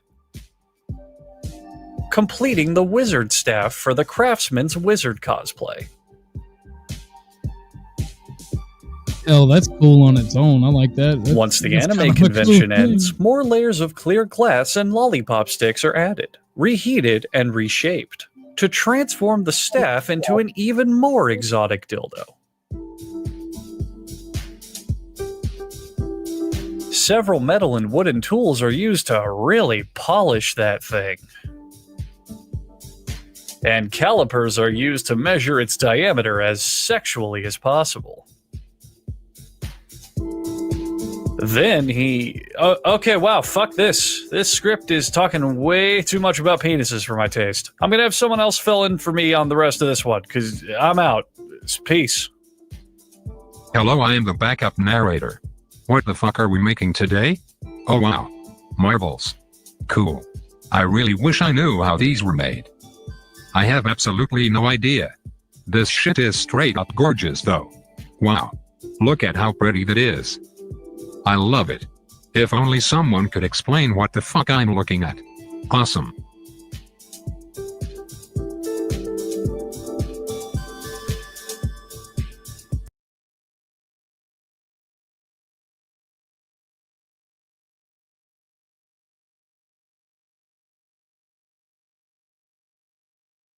Well, ladies and gentlemen, the extension period is over, and it has been a real one. Thank y'all for coming out and hanging out with us. If there is no one going live between 5 and 7 tonight, I will be going live again. There are some shows that I want to go on and talk to tonight. So from 5 to 7, we'll be going live again. Thank you all for watching. I appreciate you all being here. We'll watch the videos I have for us that we didn't get to on this stream. I will have them for us next time. Thank you all for coming. God bless you. It is just hot, so I do not feel like staying where I'm at today without making any cashola during the day. I'm going to go sit in front of the air conditioner and fan. Touch the tips. Touch the tip. I was going to say, any last words, Sasquatch? That's it. Touch the tips. All right. Thank you for stopping by. What about you, Dennison? You got any last words? Very good. Going once, going twice, 3 times. Sold. All right, ladies and gentlemen. Lauren, touch the tips. There you go. So before we go, coming up, we are 1/4 of the way to our goal of the shooting vid. There is a poll put up where you can choose which platform you want to see the ammunition spent on, so the money spent on ammunition for the video. There's also a poll about doing a Jackbox game night sometime this week if everybody's interested. And there's also a notification about the D&D campaign we're putting up. I'm thinking about starting to do 2 game nights or game days, which with the time can be whatever, but one of the game days is going to be a tabletop only, which is mainly going to be D&D to start out with. And then the second is probably going to be it could be something from Call of Duty, Cards Against Humanity. It could be... I doubt you can pull off Cards Against Humanity. Cards Against Humanity are not TOS. There's a bunch of gaming YouTubers that used to play. It's not the cards themselves that are. It's the reactions people have to the results that are TOS. Fair. Well, that's why the gaming night is only going to be like people I trust, like you, Dennison, people from a Discord. Like that's going to be like exclusive for people I know, who I know can control themselves and have creator thoughts. It's not really going to be an open panel. The game nights are not. Now you can join the game nights by being part of the Discord and getting to know the community, but that's more or less just going to be for people in the community and is going to be put out for people to watch. But that's pretty much all. I'm going to put out a poll for the game night because like Cards Against Humanity are only one of the ideas. I do have several other ideas that involve kind of like card game or tabletop games that aren't D&D. But I'll have to put out a poll to see what they're interested in. But thank you all for coming. God bless. Y'all have a wonderful rest of your day, and I will see you all tonight. And Tropicana gets its roof torn off, Tropicana Stadium that the Tampa Bay Rays play in. And if you look into it, Tropicana orange juice was created in 1947 at the same time the U.S. military did their first ever experiment on a hurricane. You guys look it up,